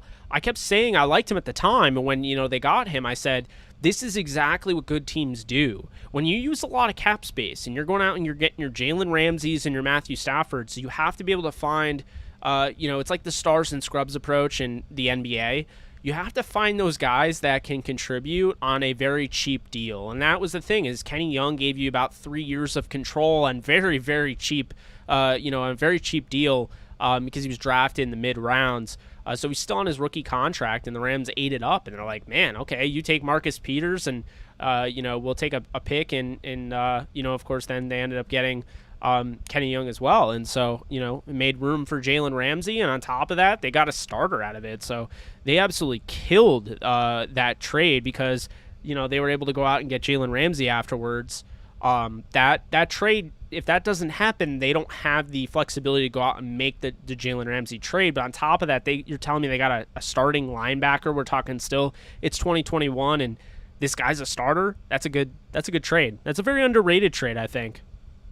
I think that's an underrated trade that isn't talked about enough. Kenny Young really surprised me. Good for him. He and Troy Reeder. Reeder's been on the show before. We love Reeder. Reeder had 3 sacks against Washington. He's shown ability. I mean, look, Reeder was a guy that struggled mightily in coverage. He was originally at Penn State. He transferred to Delaware because that's where his brother went, and that's where his dad went. There was family history there. And it probably hurt him in an extent because he had a chance to play for Penn State, have, play in the Big Ten, have that, that recognition. But he went to Delaware because, the values that he had, and he went undrafted, signed with the Rams, liked them, and I didn't think he was going to make the team that year. He surprised me. And then really the most important thing about Reeder is that he's not just his game. Reeder has evolved. People don't want to admit that. Like, if you know how to blitz this guy, he's going to be an absolute demon for you. I mean, you saw that, the 3 sacks against Washington, they were all blitz. But then you look at his ability against the run, and now all of a sudden, so he can rush the passer, he can stop the run, and now he's really started to show some signs that he has gotten better in coverage. But then you hear Jordan Rodriguez saying him and Kenny Young look way more confident, they look way different in camp. That's a good sign because last year those guys looked good down the stretch, but it took them a minute, right? It took them. There was a learning curve type of deal. Kenny Young knew he wasn't going to be the guy when they traded for Jalen Ramsey in 2019. When they traded away Marcus Peters for him, he knew he wasn't going to be the guy. He was trying to find his role. Joining a team in the middle of the season and trying to scratch and claw your way to getting reps is not the most ideal thing. But if you stick with it, then the next year you can compete for a starting gig. He didn't win that, right? Kaiser and Howard did. Howard goes down with an injury. Then, of course, Mr. Johnny on the spot, Troy Reeder comes in. And let's give an applause for Troy Reeder, a guy that is literally the embodiment of the next man up culture in the NFL. This is somebody that every year it's, can you start 8 games for us because Micah Kaiser got hurt? Or can you start 8 games for us and then actually start the rest of the year because Traven Howard got hurt and our plans got foiled? Yeah, I could do that. That's been Troy Reeder. So in response to that, now Troy Reeder is starting heading into the season. So props to him. Love to see UDFAs making names for themselves. I mean, only ever happens to the Rams. I mean, you look at Corey Littleton and Rodney McLeod. I mean, this stuff happens all the time, but it's still really awesome to see when it does. And, big props to Troy Reeder, who's entering, I believe, a contract year and has a chance to really, get paid after this season, especially if they win a Super Bowl, like I believe they will. But Kenny Young, you go back to the Patriots game, that pick 6 on Cam Newton, and the way he was playing down the stretch, I think the Rams started to feel really good about him and started to kind of sour a little bit on Kaiser. So, you got to keep it up. It's about consistency in this league, and if you don't have the consistency, you're going to get forgotten about. And that's, that happens. It's totally normal. It happens a lot, actually, in this league. So those are the linebackers, just kind of deep diving on that. And then the corners. David Long. I know I get a lot of questions. Why David Long? Why? Well, I know, but they like him. 3rd round pick. By all accounts, they said he had a great camp. In 2019, he was a third-round pick, so they want to give him, of course, another year. They feel like, hey, we can look at this from the pessimistic view of this guy got beat out by Darius Williams. This guy got beat out by Troy Hill. This guy isn't good. But we could also look at it by, well, hey, this guy's now getting his opportunity. Maybe he's the next in line, And so I think we definitely got to give him more of an opportunity. I don't think he's going to get a huge one because I do think Burgess is going, for the most part, be their nickel cornerback, and they feel good about that. They want to have those three safeties out there more often than not, so it really makes things complicated for David Long. But on top of that, they have Robert Rochelle. And Rochelle, to me, his upside is potentially to start on the outside alongside Jalen Ramsey if they don't bring back Darius Williams. With all the moves they've made, though, I think that they can bring back Darius Williams, and I won't be surprised if they do. I wouldn't be surprised if they ended up tagging him for a year, see what they could do with that. But, yeah, exactly, Garrett. Burgess being, that Swiss Army knife role is exactly what I mean. I just think it's funny because I saw Bishop as your last name, and the Bishop's knife trick. I just thought it was funny because you said Swiss Army knife, and that's the first thing I thought of. I'd like to see Orr get scooped up for the practice squad. Yeah, I'd like to see it too. I think he's done a nice job. I don't know if he's going to be there or not, but we'll see. For those of you who are wondering, my initial practice squad, if you missed the video, I had Devlin Hodges at quarterback, Otis Anderson Jr., Landon Akers, Jeremiah Haydell, J.J. Koski, Kendall Blanton, Alaric Jackson, who's made the 53, Jordan Meredith, Maximilian Percher, he's automatically there, so 1 for 17. Coleman Shelton, who's going to be on the 53 once he comes back off of COVID, so that's wrong. Eric Banks is still up in the air. Jonah Williams is wrong. Jake Gervais, Christian Roseboom, Bronte Harris, Kareem Moore, and Juju Hughes. And I think Hughes could be added to the practice squad, so we'll see. Yeah, I'm happy about Chris Garrett making it for sure. I knew he would make it, though. I wasn't worried about him. Not in the slightest. So, man, we're killing it. We got 133 likes. If we could get more, would appreciate it. Liking up. Also, if you want to support the channel further, we do have memberships. I'll post the link. Essentially we have the 99 cent a month membership. We have $2.99, we have $4.99 and $9.99. All different perks. Stuff from members only live streams to early access videos to you could be like Ashton yesterday. If you join the Platinum membership, you could come on here with me and host a show with me. So if you want to support the channel further, that's always available to you.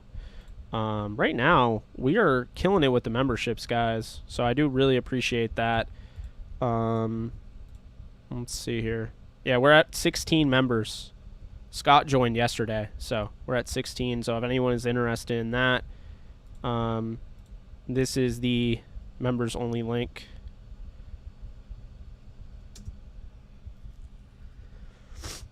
Hello, Max Percher will be on the practice squad. 100%.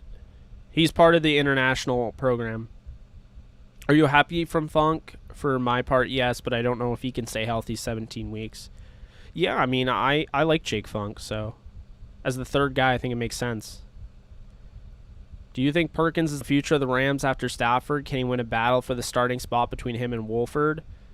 I think you give him time and maybe, but, keep in mind, Stafford is only, 33, 34 years old. He's going to be around for a while, I think. So, could he win the number 2 battle? He could over time. But I just think let's temper our expectations a little bit because if, Stafford, of course, because, I mean, if he signs a 10-year deal with the Rams, I won't be shocked. I wouldn't. I mean, I think if they win a Super Bowl, I think he's staying, and they probably got him for the long term, to be honest with you, so.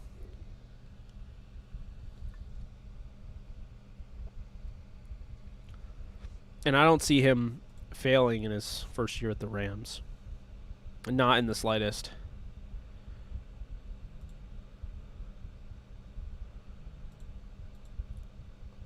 Let's see. Is there anything new?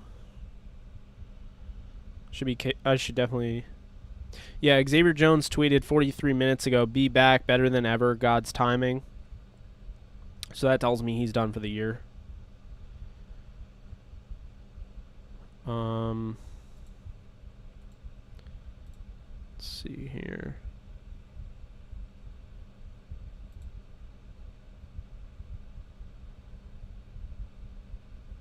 I'm trying to find to see if there was anything. Did someone say Johnny Hecker signed a new deal? I feel like I saw that earlier and I just totally didn't realize it.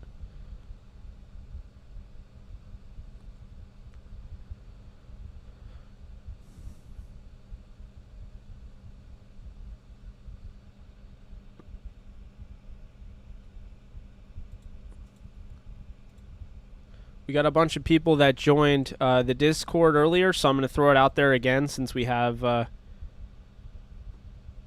Yeah, God's timing is always bad, it seems like. So we got more Discord people if they want to join. I have 131 people in here, so I'm assuming not all of you are signed up. So, again, it's free. You can join that. The link is in the comment section. Got 294 members. Oh, my God, we're 6 away from 300. Come on.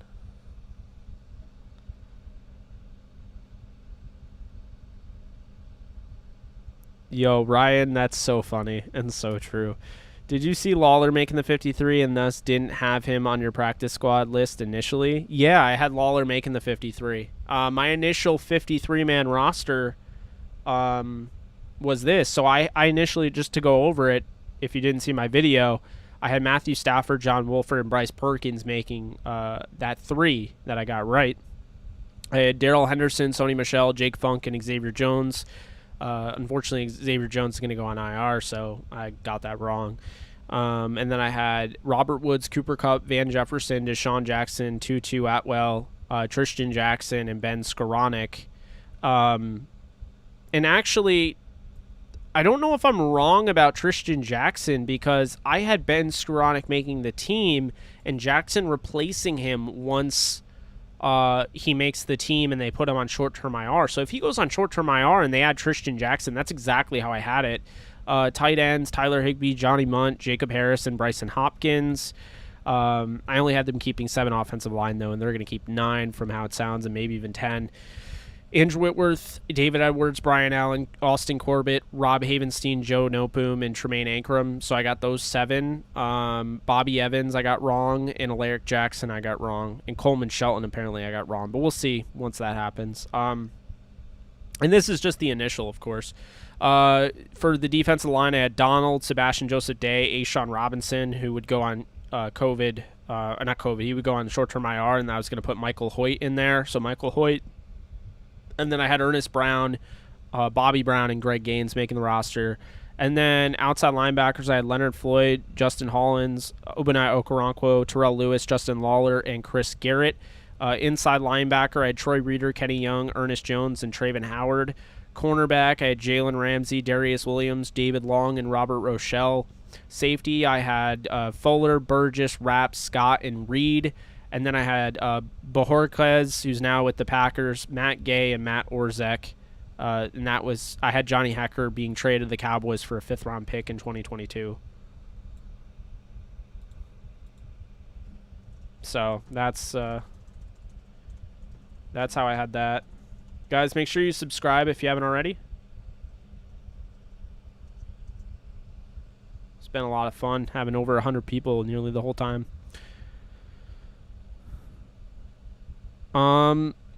They kept 10 linemen. Personally, I like Koski over Jackson, but that's just me yelling to the void about the O-line. Are the 7th and 6th for Bojorquez 22? No, they're 2023 picks. Still weird.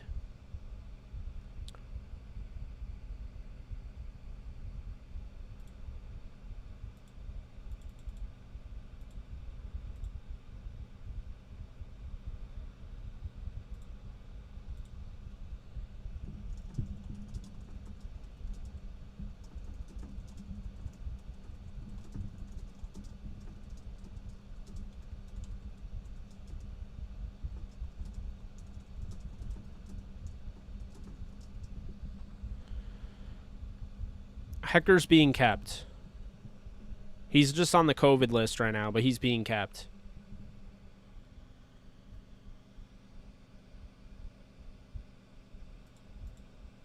I didn't even realize what is... Oh my god.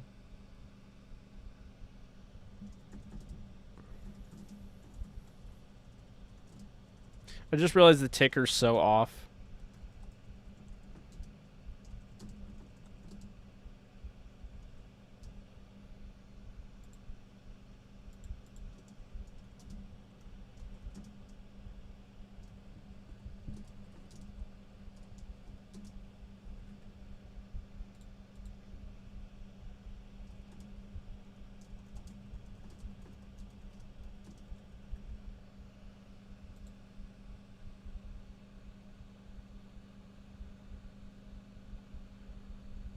Yeah, that...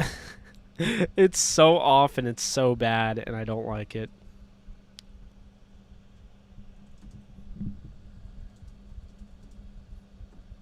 I'm changing it right now.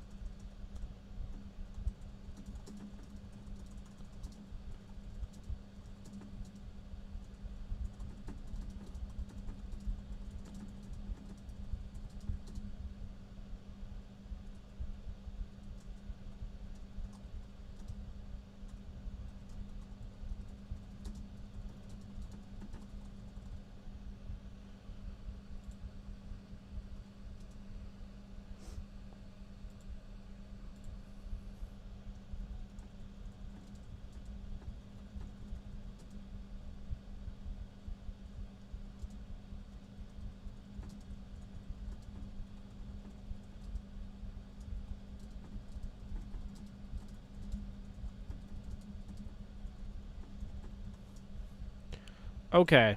So I just added a bunch of that crap there. Okay. There we go. Okay, y'all, what Rams jersey am I going to get this season?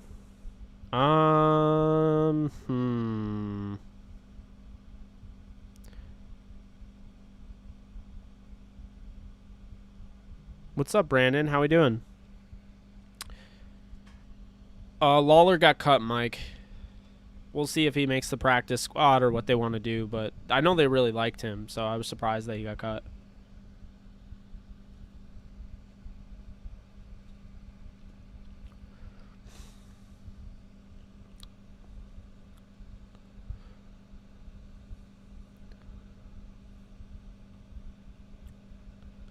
Yeah, I'm trying to think what Rams jersey you should get.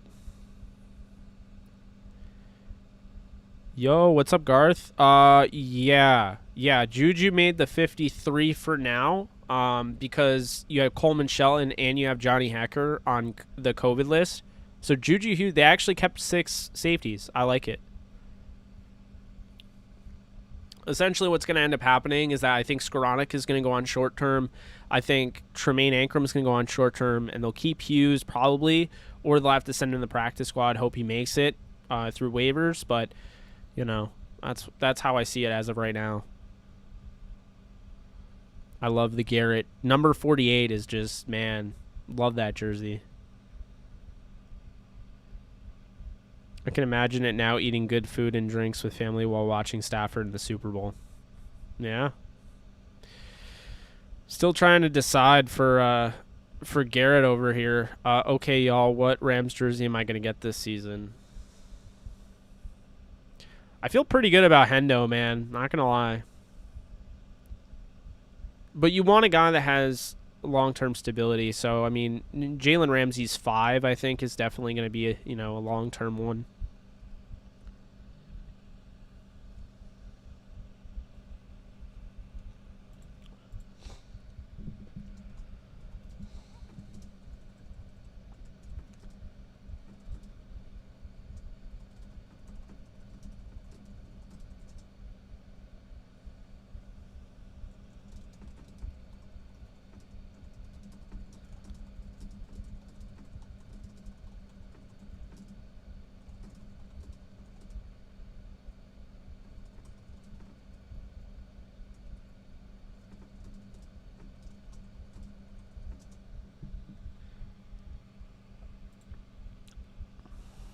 I could see Atwell being a candidate. I'm not going to lie, I love 15. It's my favorite number. For those of you who don't know, that's why I like my Twitch is JKBogan15. Speaking of which,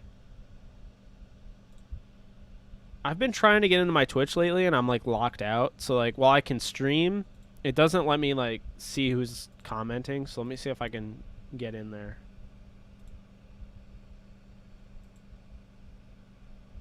I don't know why they do that. It's really annoying, actually.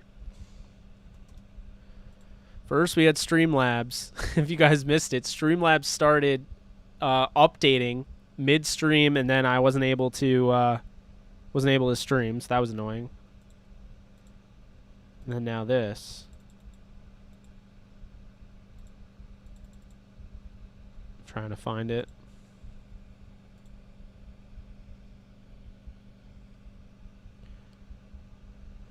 Oh, boy.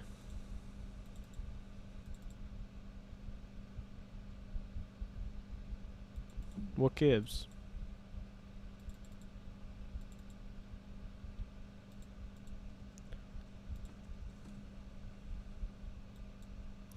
I don't know. I tried. I guess I'm locked out. Not really anything I can do.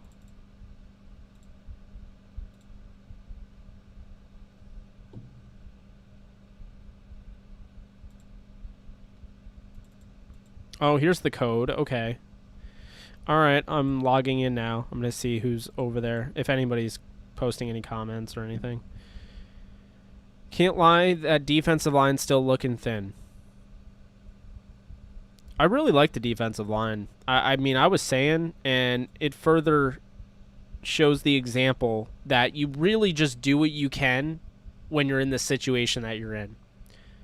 And, okay, here we are. Pumped for Howard. Glad he's been able to be healthy this season. Man, I'm so pumped that Chris Garrett made the 53. Expecting big things from this team. Hecker restructured. Okay, I got Twitch up. ACD AGDB. I see you. I don't know why it says that it's a preseason watch party 4, but okay. Nothing goes the way I want it to. It's okay. So here's the thing, is that I think it says a lot about Jonah Williams, because Jonah Williams was never really given an opportunity to start. Jonah Williams was never given an opportunity to have premium reps with guys that were going to make this team. Jonah Williams was playing at the back end of games, but when he came in, he made an impact. And I said it during the Cowboys stream, when the Cowboys were streaming their joint practice. I said over and over and over again, Jonah Williams kept standing out. He kept making plays, and so him making the roster was not a shock to me. Was happy to see it. Michael Hoyt, same thing, was making a lot of plays in camp. Came in the Denver game, had the strip sack on Drew Lock. I mean, that he just, I think those guys, they're not.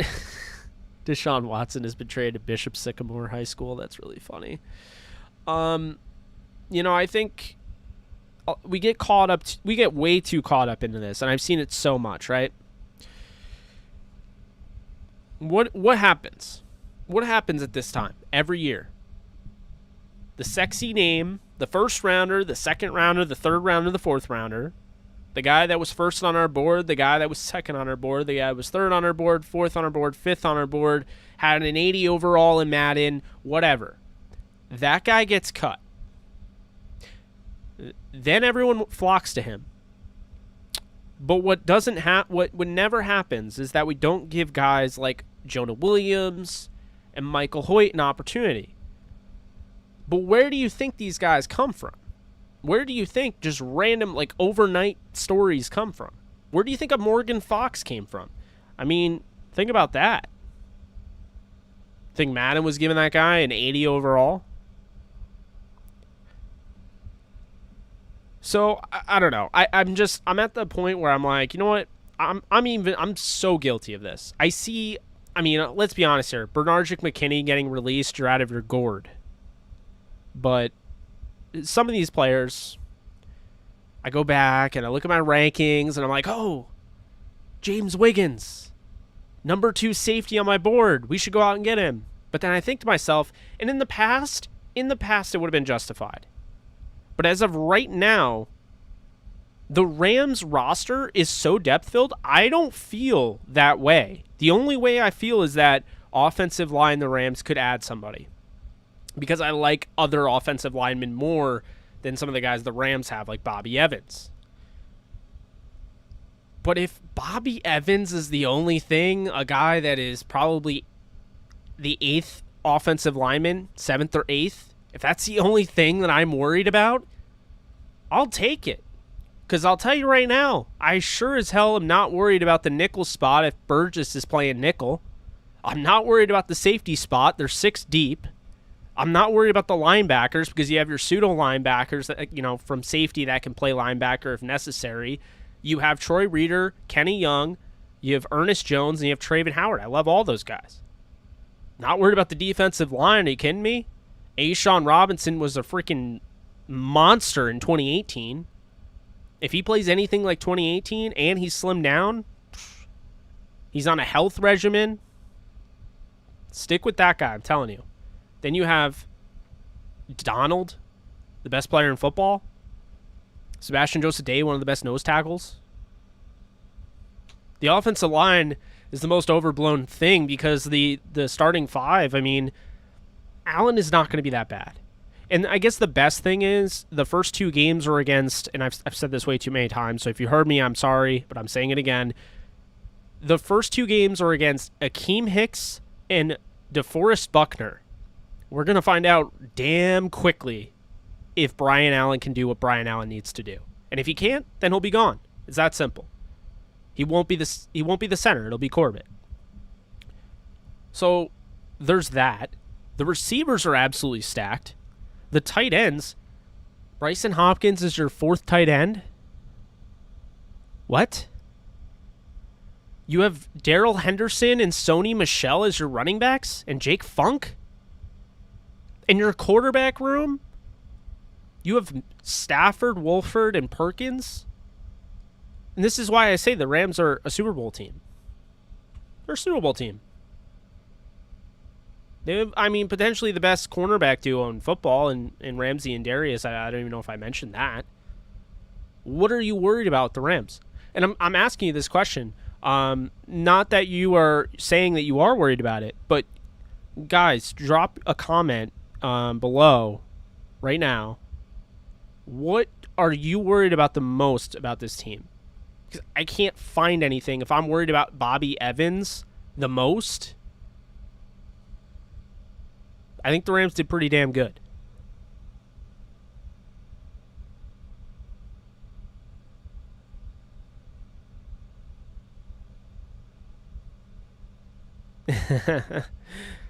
Maybe, Scott.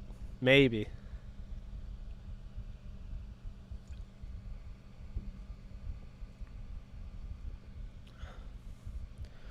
What's up, Eric?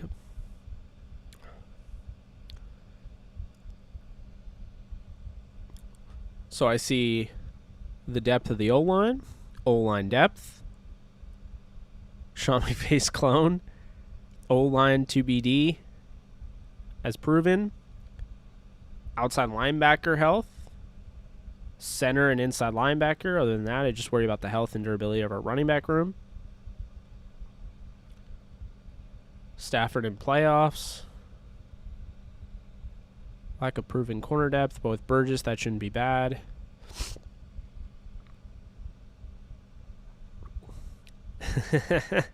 Yeah, Eric. I have talked about Kaiser, it seems like the most. But, yeah, Kaiser, the biggest thing with him is that I feel like he fell behind. You can't get hurt that many times and be caught up, so to speak. So when he came back at the end of last year and I saw him play in special teams and Kenny Young had kind of taken over that role and you still had Troy Reeder in his position as well. It just kind of spoke volumes to me. And then, of course, people are like, well, he's with the ones. And I'm like, yeah, but a lot of guys are with the ones. Is he consistently with the ones, or was he playing a few snaps here and there? And then I saw him in preseason. I'm like, oh, they're cutting him.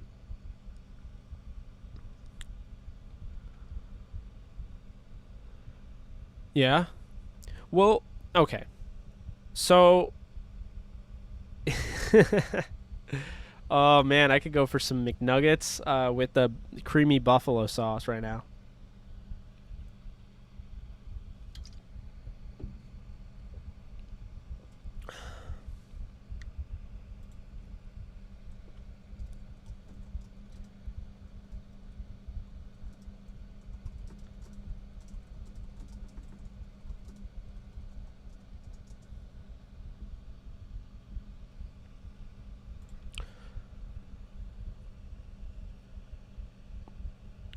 Oh yeah, I thought Troy Reader really the whole season looked solid. He just got better and better and better as the season went on.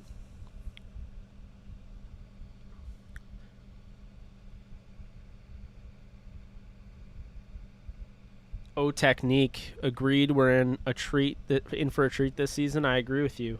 Over on Twitch. Yes, I am following Twitch right now. We're doing it. We're making it happen. Twitch is happening.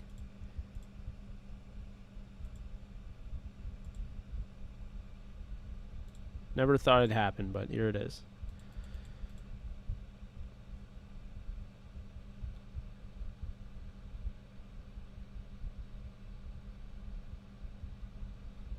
Let's see.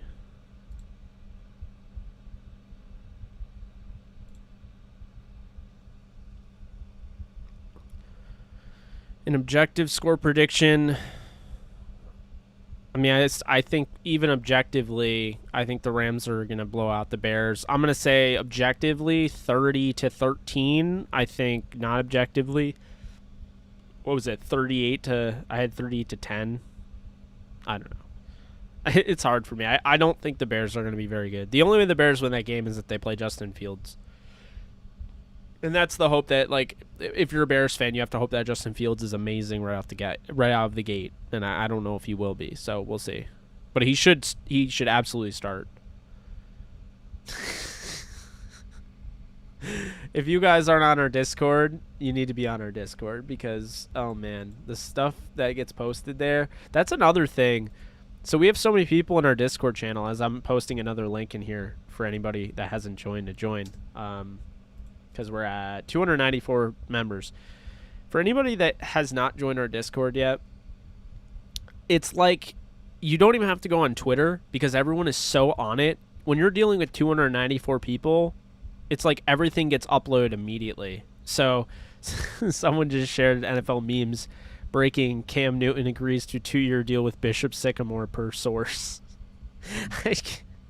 The Bishop Sycamore thing, I almost did a video on because it's so bizarre. I cannot even, my mind can't even wrap around what happened. I can't even comprehend how that even happened. Cannot even compute with me. It does not make sense. I don't understand it. Oh man, it just kills me every time. Man, there we go. We got 2 people in, so the 296 now.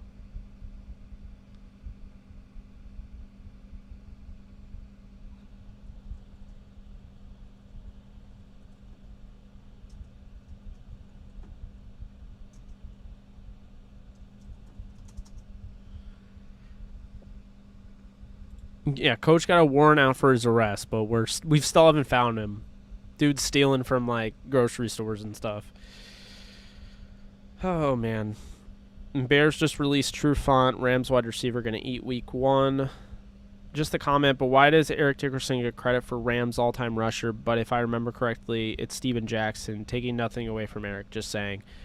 No, it's a great point, Robert. I think it's mostly because Eric is the all-time Rams leading rusher in a sense. He has the most rushing yards for a Ram, right? So, like, out of all the running backs that play for the Rams, he has the most career rushing yards. Steven Jackson has the most rushing yards in a Rams uniform. That is the difference, and so people still don't really care about that. It's more so about who has the most rushing yards, and so that's why a lot of people say Eric. Do you think anyone on the Rams offensive linemen make the Pro Bowl? Yeah, I mean, I think Whitworth could. I think, let's see. Whitworth, Corbett potentially.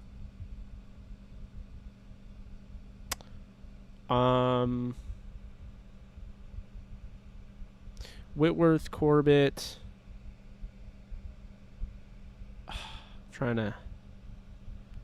I think Edwards is going to be really good. I don't know if he's Pro Bowl.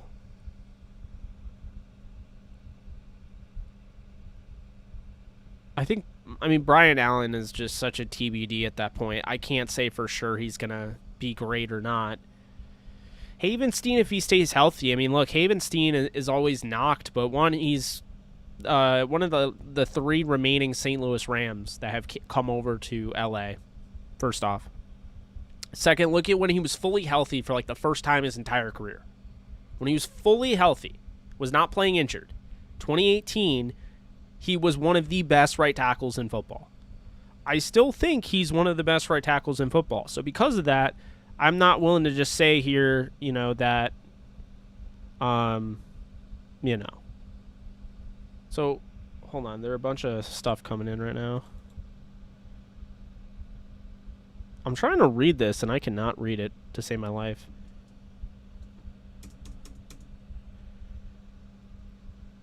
Oh, it's just the trades from today. Matt Pryor. So the Indianapolis Colts got Matt Pryor. New England got Yasir Durant. Seattle got Sidney Jones. The Giants are going all out for all of these guys. They got Ben Bredesen, the 5th round choice from 2022. Or no, Ben Bredesen was a mid-round pick this year, I think. Yeah. So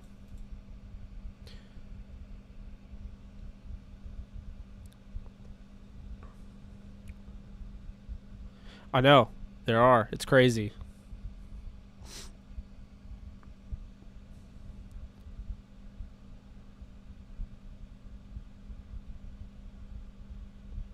You're right. It's Havenstein, Donald, and Hecker.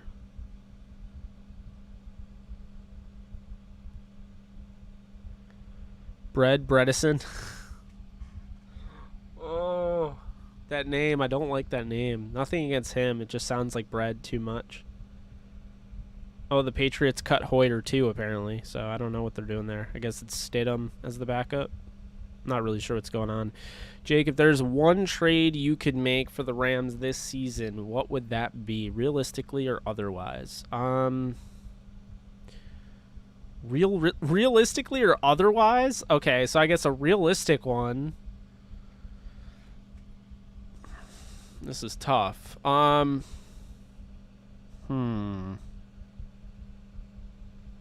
Realistic trade.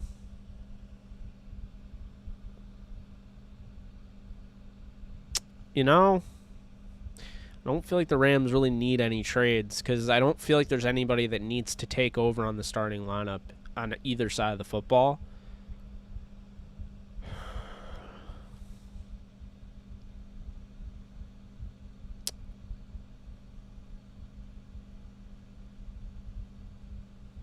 Yeah, I got nothing. I'll be honest with you. I got absolutely nothing. I've been just for so long, like, you got to go out and you got to get a true Khalil Mack outside linebacker. I like the outside linebackers now. So it's like, it's hard for me. I really feel like they're good. They're set. Jake Fromm released, huh? I never really understood the hype with him. That dude got the job in Georgia over Jacob Eason and Justin Fields. Let's just keep that in mind. They were just so obsessed with Jake Frank or Fromm or whatever his name is that, they, yeah. The Vikings released Everson Griffin. The 49ers released Wayne Gallman.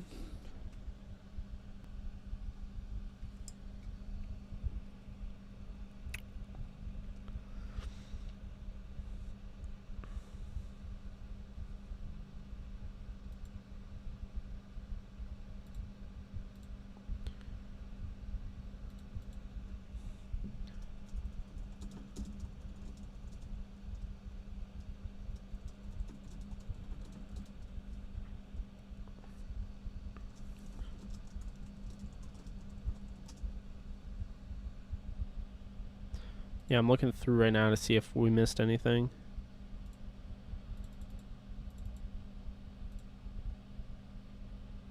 Huh. All except Creed with arms open. With the arms wide open. How much you think we'll see Chris Garrett? Well, this is the interesting thing. So before, I was like, well, Justin Lawler, Okoronkwo, Terrell Lewis looked good. I don't know how much you will see him. But now I'm like, he had a really good preseason. They didn't keep Justin Lawler. And oh, by the way, Okoronkwo is potentially not going to be on the roster. He's potentially going to be on short-term IR because he's dealing with an injury. So if that is the case, that would make Chris Garrett the 4th edge defender. He would be backing up directly. He'd see playing time week 1. If Okoronkwo goes on short-term IR, Chris Garrett is going to be, he's going to have legitimate snaps week 1. So, we'll see. And maybe that's why Terrell Lewis was playing on the side that Leonard Floyd plays on. Chris Garrett played on the side that Justin Hollins plays on. Really excited to see Hollins, by the way. We didn't see him at all in preseason. Excited to see how much he's developed. I think he's going to get legit snaps, if you're wondering.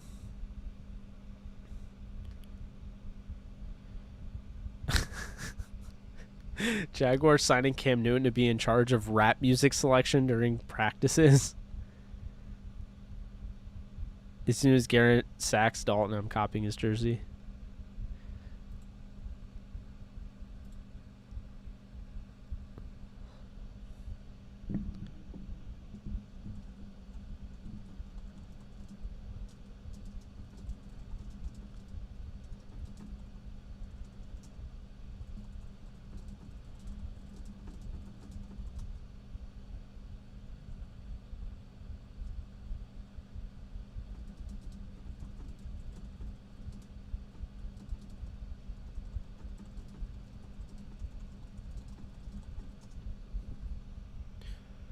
Yeah, I'm getting questions from people who do individual defensive player fantasy football, and they're like, who should I, who's going to be the Rams linebacker? Who should I roll with?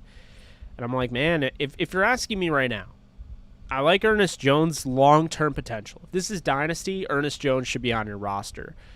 But if you're asking me for this year, I think Troy Reeder is probably the best one to have, because I do feel like have a ton of holes in his game, and he's got a lot of potential as a blitzing linebacker that they didn't really utilize a ton, but when they did, he had success. So, I like Troy Reeder in fantasy for sure. Tariq Cohen on the reserve pup list. Yeah, I hope he's okay. That injury was devastating. Artie Burns is gone, former first-round pick by the Steelers. I hated that pick when they made it. That pick came right after William Jackson III was selected by the Bengals, and I think they just kind of I don't know for sure, but I think they wanted him, and I think they kind of just they panicked. They made a panic pick. It happens. Don't do it. You're going to lose your job. That stuff never goes well, but it still happens.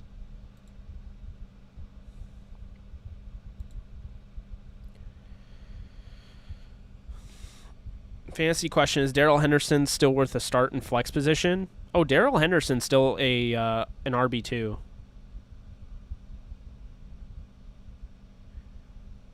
Dallas released Jake McQuaid. So Jake McQuaid, former Rams long snapper, is not going to be the Cowboys long snapper. And all of a sudden, all of this talk about getting Hecker and Zerline and McQuaid together, well, that's out of the water. Crazy. Pretty crazy.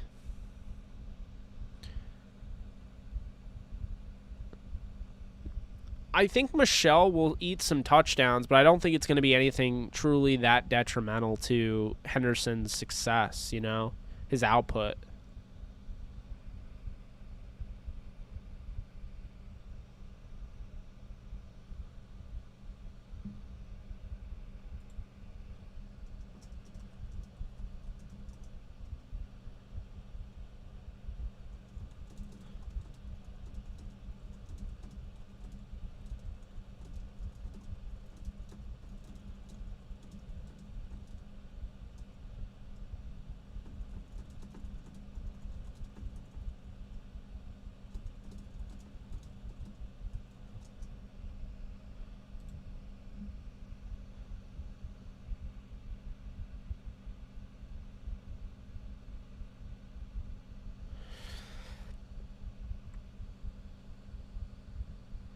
Who takes over the kick return and punt return duties? This is a great question. You know, I am still alive. I am still alive. We're here. It's been over 2 hours, but we're here. We still have 100 people. We've consistently had over 100 people. We have 154 likes, which is just awesome, guys. It really is, and I do appreciate it.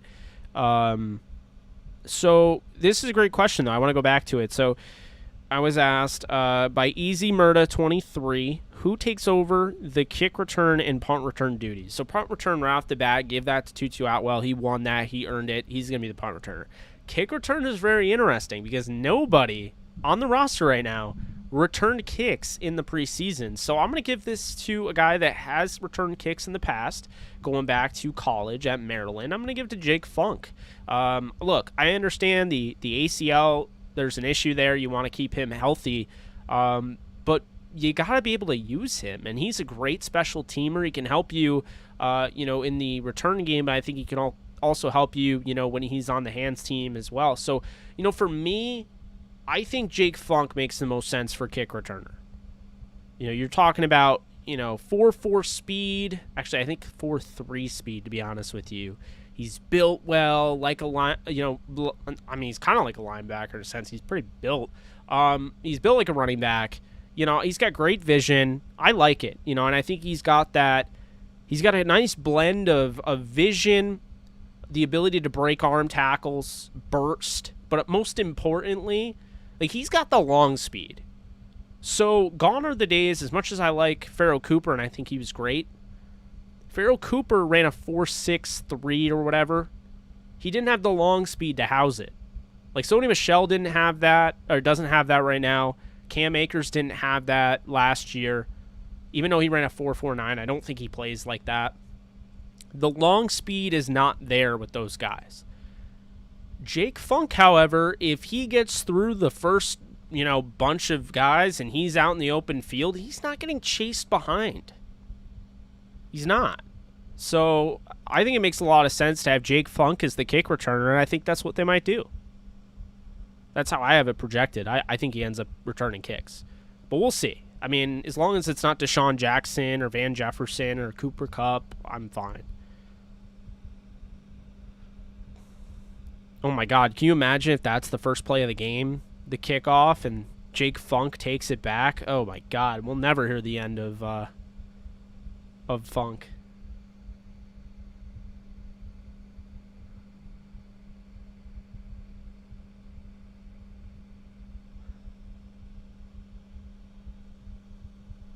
It would get very loud.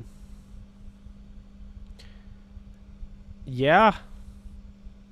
Let's see Matthew Stafford return some punts. Oh, dear God. Craig Gaines, that kick returner? Yeah. Yeah, right. My lord, the Discord would be in a frenzy. He's not wrong.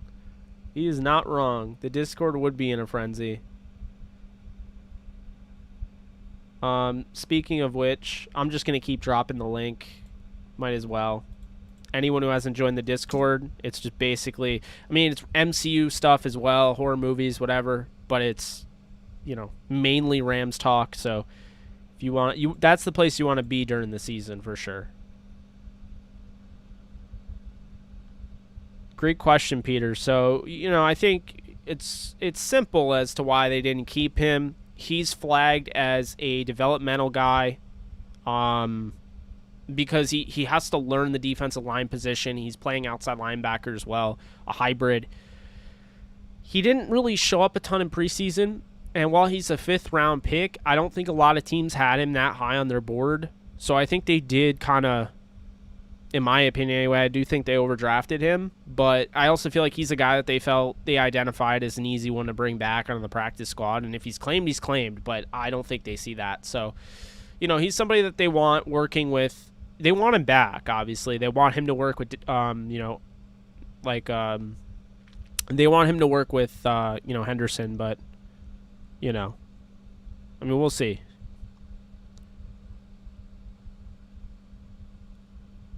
How many videos are you thinking of dropping during the week once the season starts? Oh, man, I don't know. A lot. I just want, you know, constant content coming out of this channel, you know. That's a big thing for me. If I'm not, you know, I got to make sure I continue having that, so.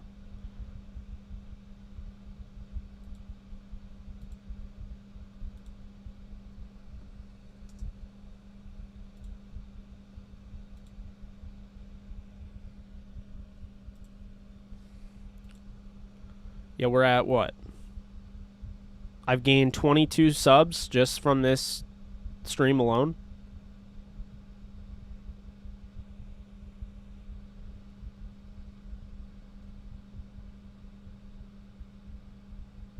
Yeah, it sure seems that way.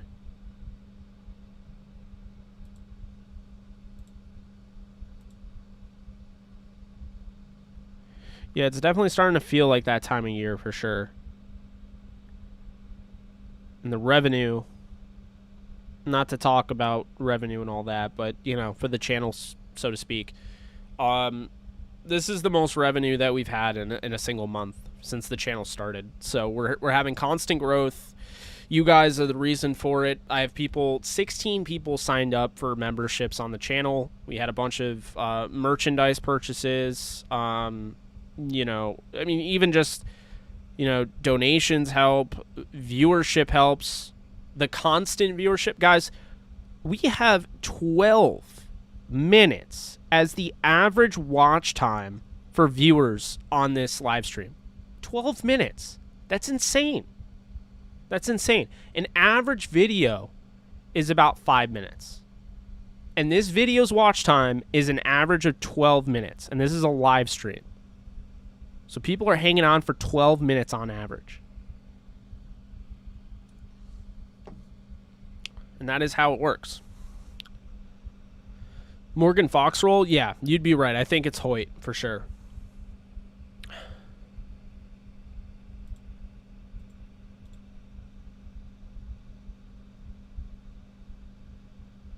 I mean, did anybody aside from Donald make the top 100 this year?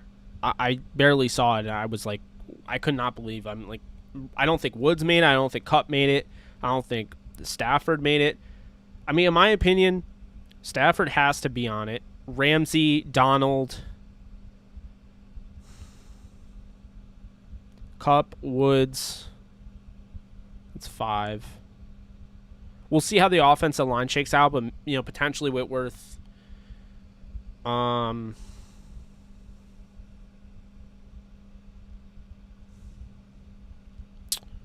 Potentially Floyd. We'll see how he plays this year. Thinking big things out of him. Darius Williams, be 8. Yeah, I feel good with 8. I feel 8's the number. Oh, Darrell Henderson. I think Darrell Henderson has an opportunity, so I would say 9.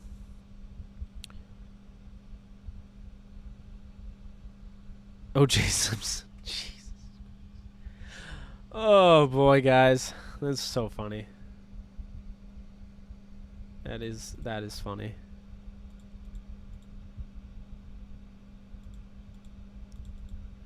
I'm trying to see if there's any more news. The Vikings have solved their tight end issue and are trading for promising Jets tight end Chris Herndon in exchange for a draft pick compensation. Vikings are trading 2022 fourth round pick to the Jets for Chris Herndon. Oh, and a 2022 6th round pick. The deal is done.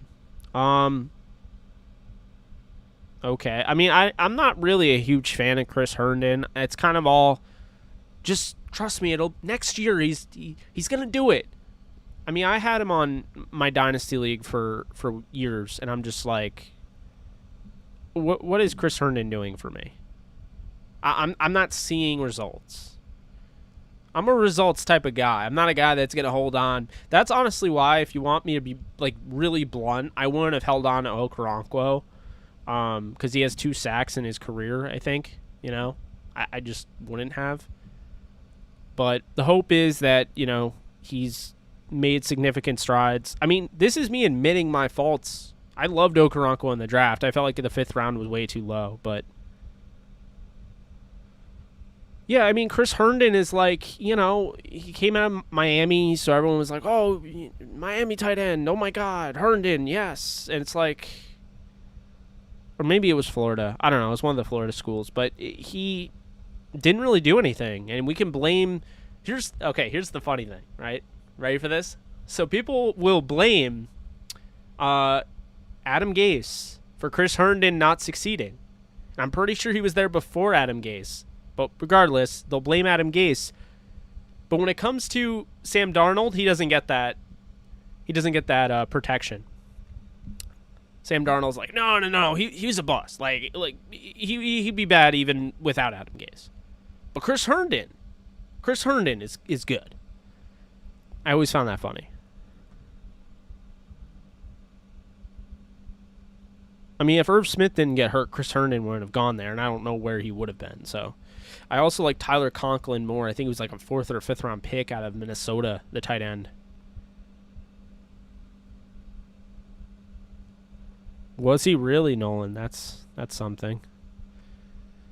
The Texans waived wide receiver Kiki QT.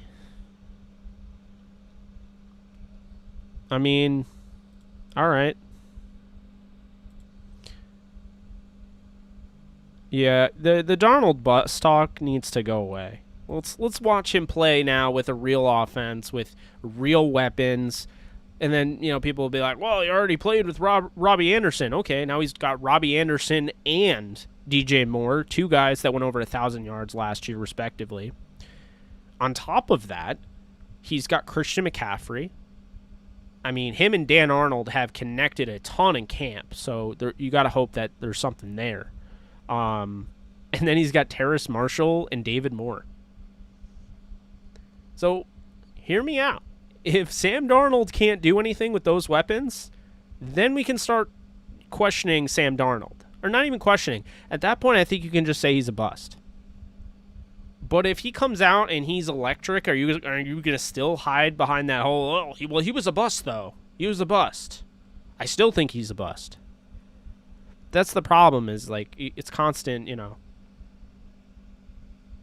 I know, Nolan, you and I are kind of on the same page with the young quarterbacks. Like, Dwayne Haskins is a bust, but he was finding his stride with Kevin O'Connell, and then they fired his, or not fired, they just basically let his OC go to the Rams. Josh Reynolds got cut? What? We didn't. No way. They, like, signed him. It was like $8 million a year.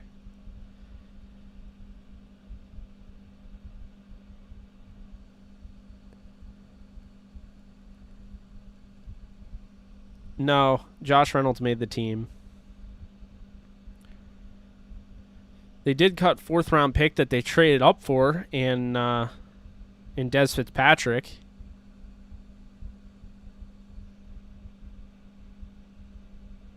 That was a little bit of a shock.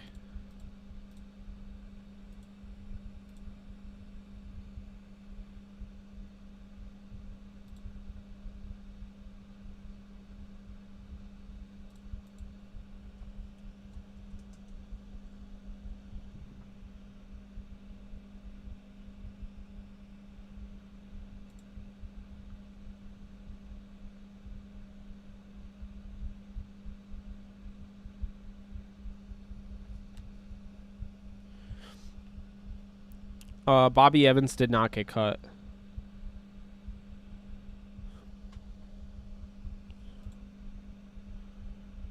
I'm trying to find some more info.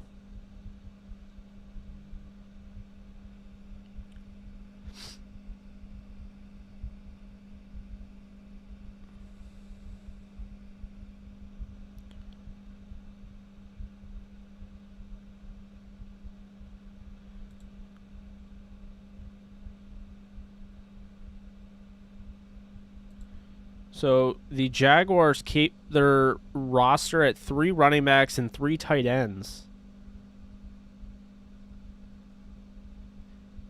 And they cut Colin Johnson, and they have just announced that Tavon Austin is going to make their 53-man roster. So good for him, but I'm absolutely stunned. A late signing. It sounds like he's going to replace what Travis Etienne was supposed to be. But Tavon Austin has made the Jaguars 53-man roster. The 5 wide receivers are as follows: DJ Chark, Marvin Jones, Laviska Shenault, Jamal Agnew, the former defensive back turned wide receiver, and Tavon Austin. Yeah, Tavon Austin's like wearing like a number in the 80s.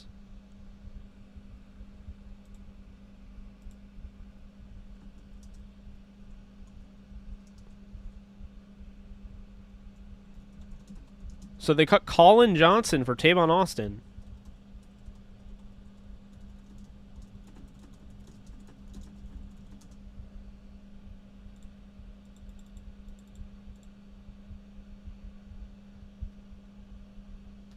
I'm trying to find a full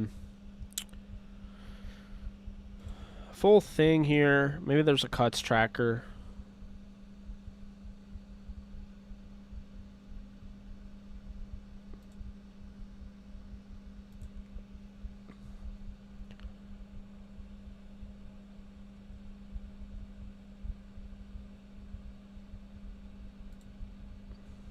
Yeah, I'm trying to, let's see here.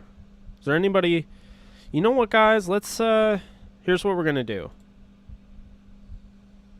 We're going to look at all the teams in the league, go over their cuts, and see if, I'm just going to basically name them all, and you let me know if there's anybody that stands out to you that you would want. And we'll just go down the line from the AFC East down to the NFC West. So we'll start off with Bills. They cut 23 today. Their cuts include Jake Fromm, Davis Webb, Antonio Williams, Tanner Gentry, Isaiah Hodgins, Steven Sims, Nate Becker, Jacob Hollister, Quentin Morris, Reed Ferguson, Elijah Griffin, Cam Lewis, Nick McLeod, Rashad Wildgoose. God, I love that name. I feel bad for him. Josh Thomas, Mike Love, Brandon Bryant, Jack Anderson, Jordan Devey, Jameel Douglas, Bobby Hart, Joe Giles Harris, and Markel Lee. Anybody? All you have to say is center, and I say yes. Anybody from the Bills? Anyone, before I move on?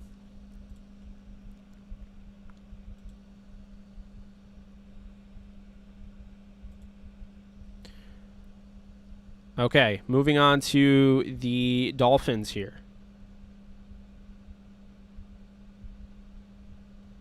So the Dolphins cut 27. Josh Harvey Clemens, Cravon LeBlanc, Bernardrick McKinney, Adam Pankey, Matt Skura, Cameron Tom, Javaris Davis. Wow, I cannot talk. Jared Dokes, Tino Ellis, Shaquem Griffin, Nate Hawley, Kylan Johnson, Benito Jones, Patrick Laird, Jonathan Ledbetter, Kai Loxley, Khalil McLean, Kirk Merritt, Calvin Munson, Chris Mayerick, Malcolm Perry, Durval Quiros Nito, Tyshawn Render, Jordan Scarlett, Reed Sinnett, Jason Strobridge, that's an interesting name, and Carl Tucker. Any of those? Yeah, some of the names on the Dolphins, I'm like, so you're telling me Strobridge, LeBlanc, Harvey Clemens, McKinney, Skura, Shaquem Griffin? Those are some definite names that I'm... Yeah, no, I feel that. All right, the Patriots here. And apparently I don't have their full... They cut Montravius Adams, which was kind of a surprise. That was one of their signings. Akeem Spence. They cut Nick Folk. They just cut Brian Hoyer. Not really anything there. The Jets cut 25. Josh Adams, Aaron Adoye, Ronnie Blair, Daniel Brown, Lawrence Cager, Elijah Campbell, Noah Dawkins, Noah Effler, Ryan Griffin, JT Hassel, Grant Hermans, Lamar Jackson, Josh Johnson, Corey Levin, DJ Montgomery, David Moore, James Morgan, Jimmy Murray, Sherrod Niesman, Delshawn Phillips, Hamilcar Rashid, Tanzel Smart, Vincent Smith, Jeremiah Valoga, and Kenny Yaboa, which that's a little bit surprising. Yaboa had a really good preseason. He's the one that caught the Hail Mary. The Ravens make 19 moves to get to roster 53. So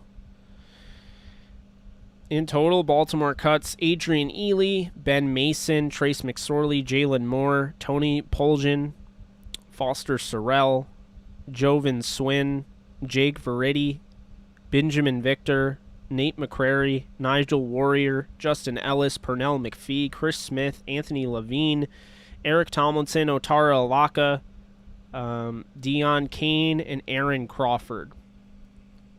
So if any names are coming out, not McSorley, all caps. Let's see.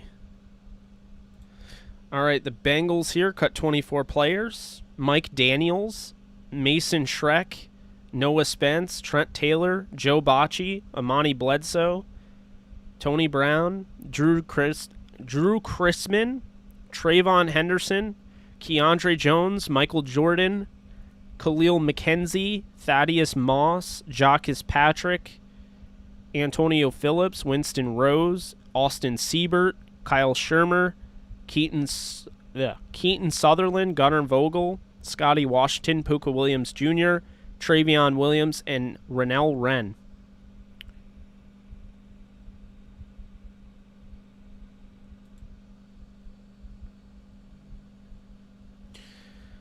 I don't know if the Rams need a nickel because they really like Burgess and the combination of Long there, but we'll see.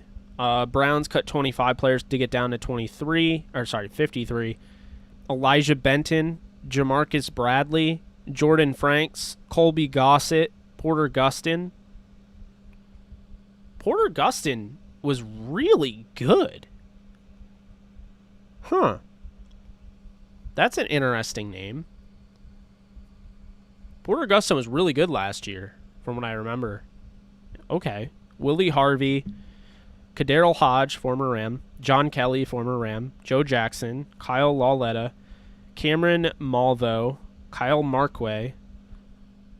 They picked up Kyle Markway that quickly after the Rams got rid of him and then still cut him. All right. Javonte Moffitt, Javon Patterson, Sheldrick Redwine, Emmanuel Rugamba, Tigray Scales, Alex Taylor, Johnny Stanton, Curtis Weaver, Marvin Wilson, Brian Allen, Sheldon Day, Elijah Lee, and JoJo Natson, former Ram.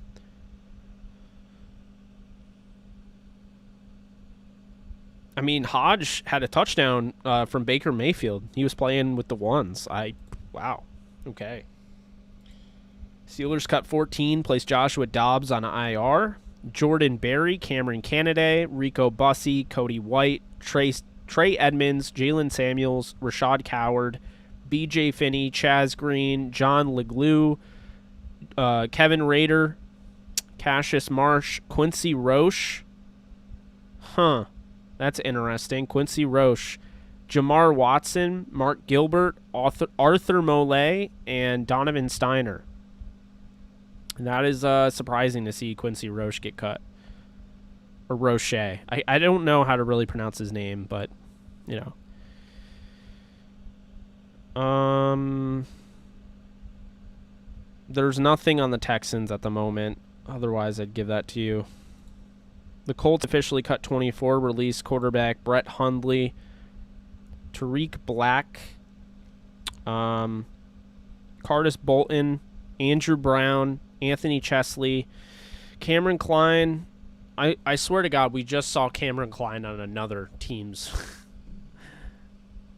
It is Roche. I thought it was Roche. I've been saying Roche, and I kept saying Roche just now, which is weird. Sean Davis, former Ram, Jake Eldrenkamp, Farrad Green, DeMichael Harris, Holton Hill, Deion Jackson, Malik Jefferson, Isaiah Kafusi, Benny LeMay, Carter O'Donnell, Tyler Vaughns, Cahill Waring, Abraham Campbell, Sean Davis, Will Holden, Brett Hundley, Joey Hunt, Jordan Thomas, and Andrew Vollert.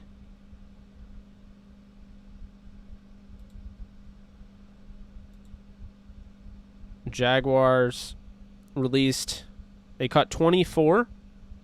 Jalen Camp, Lorenzo Burns, Doug Costin, Jeff Cotton Jr., Nathan Cottrell, Tyler Davis, Ben Ellefson, Josh Hammond, Colin Johnson, Tevin Jones, Jake Luton, Casey McDermott, Divine Ozigbo, Austin Pleasance, Brandon Rusnak, Badara Trey, I don't know how to say that guy's name, Trevor Wallace Sims, Quincy Williams. I think that was a third-round pick in like 2019, maybe 2020. Pharaoh Cooper, Philip Dorsett, former Ram Pharaoh Cooper, Jermaine Illuminor, Devin Smith, Laquan Treadwell, and Gerard Wilson.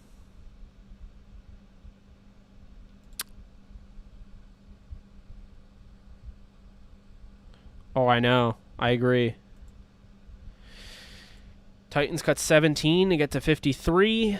Des Fitzpatrick, Mason Kinsey, Fred Brown, former Ram, Jared Pinkney, Javian Hawkins, Miller Forestdale, Tory Carter, Naquan Jones, Cole Banwart, Jordan Roos, Wyatt Ray, Jan Johnson, Christian DeLauro, Derwin Gray, Jamal Carter, Woodrow Hamilton, and Breon Body Calhoun. Let's see here. Now onto the Broncos. And it doesn't look like they have anything up yet. They cut 14 yesterday. Isaiah Max, Savion Smith, Drew Himmelman, Sean Byer, Kendall Hinton, Adam Prentice, Austin Schlotman, Seth Williams, Curtis Robinson, Austin Fort, Stevie Smith. I think that's Stevie Scott. Derek Tuska, Mac McLean, and Brett Rippon. Chargers, wave 16 to get to 53. Michael Badgley, the kicker. Michael Bandy, Darius Bradwell, John Brannon III, Cortez Broughton, Cole Christensen, Ben DeLuca, Emeka Egbule, Brendan Fajoko. Those are two former friends of the show. Bummer. Joe Graziano, Nate Gilliam, Ryan Hunter, Tyron Johnson, Jason Moore, Joe Reed, and Hunter Camp Moyer. Okay, Chiefs. Kendall Hinton, yeah. I always like Kadarius Hodge, too. I wonder if the Rams would bring him back on the practice squad. Who knows? Chiefs officially cut 24 players to get down to 53. Zane Anderson, DiCaprio Boodle, love that name. Shane Bushell, Marlon Character, Tyler Clark, Rodney Clemens, Omari Cobb, Austin Edwards, Maurice French, Derek Gore, Damone Harris, Davon Key, Bo Pete Keys, Wyatt Miller, Cornell Powell. That's a huge name. 5th-round pick out of Clemson. I thought he was going to have an impact with them. Dalton Schoen, Darius Phillips, Emmanuel Smith, Darwin Thompson, Prince Tega Wanogo, Tim Ward, Darrell Williams, Garrick Dieter, and Marcus Kemp. Kyle Long was placed on the PUP list, and that is that. Then wrapping up the AFC with the Raiders, who cut 23.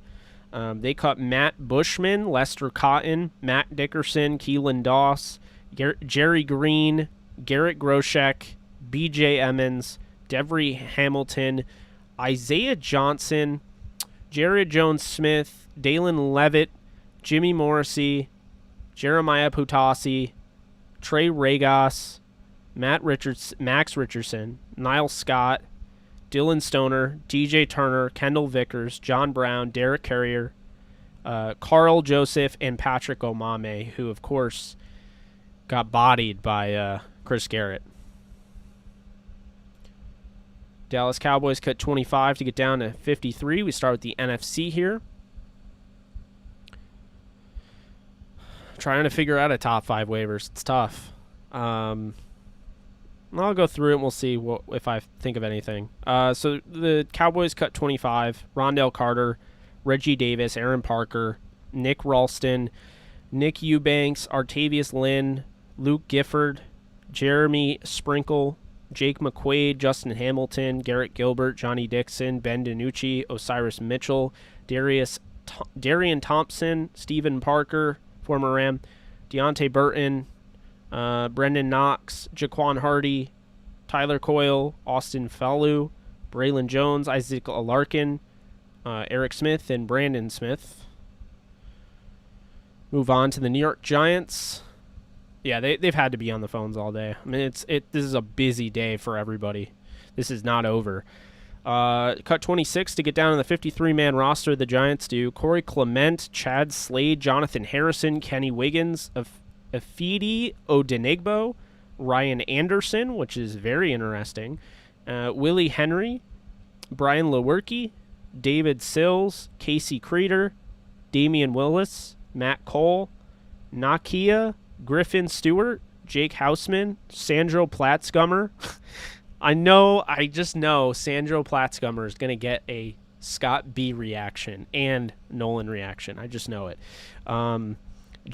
Jackson Barton, Jake Burton, Brett Heggie, David Moa, Elijah Qualls, Devontae Downs, Nico Lawless, Madre Harper, Chris Johnson, Jordan Peters, Aaron Robinson, who was one of their top draft picks, went on to PUP list, and they put on, just flat out put on the injured reserve, Austin Mack, Alex Bachman, former Ram, and Ted Larson. Okay, now the Philadelphia Eagles. So the Eagles cut 20. They announced, of course, we knew it, but they announced Jalen Hurts as their quarterback. Andrew Adams, Jordan Howard, LaRaven Clark, Hassan Ridgeway, Kevin Seymour, Richard Rodgers, Graylin Arnold, Travis Fulgham, John Hightower, Jason Huntley, Kayode Awusika, Michael Jackett, Chris James, Matt Leo, Sua Opeta, Andre Patton, Ross Pierschbaker, Elijah Riley, Jacoby Stevens, and Raekwon Williams. It's worth mentioning the Rams really liked Raekwon Williams in the pre-draft process last year. Cuts 27 players down to 53. Washington, they cut Peyton Barber, Bo Benchwal, William Bradley King, Tony Brown, Antonio Gandy Golden, Keith Ismail, Danny Johnson, Jordan Kuznick, Devereaux Lawrence, Cole Luke, Wes Martin, David Mayo, Stephen Montez, Jimmy Moreland, Jared Norris, Jeremy Reeves, Bunmi Rotimi, David Sharp, David Steinmetz, Lyndon Stevens, former Ram, John Toth, Joe Walker, Jonathan Williams, Caleb Wilson, Daniel Wise, Gabe Wright, and Isaiah Wright.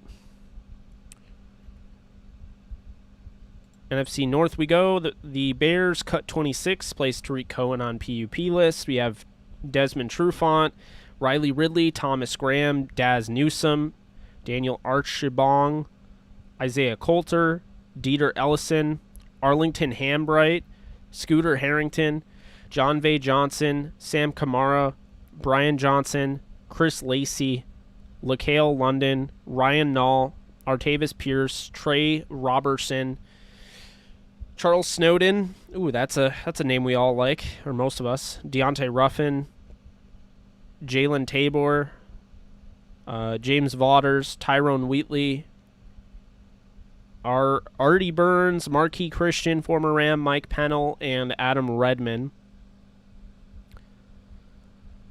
Daz Newsome is the wide receiver from UNC.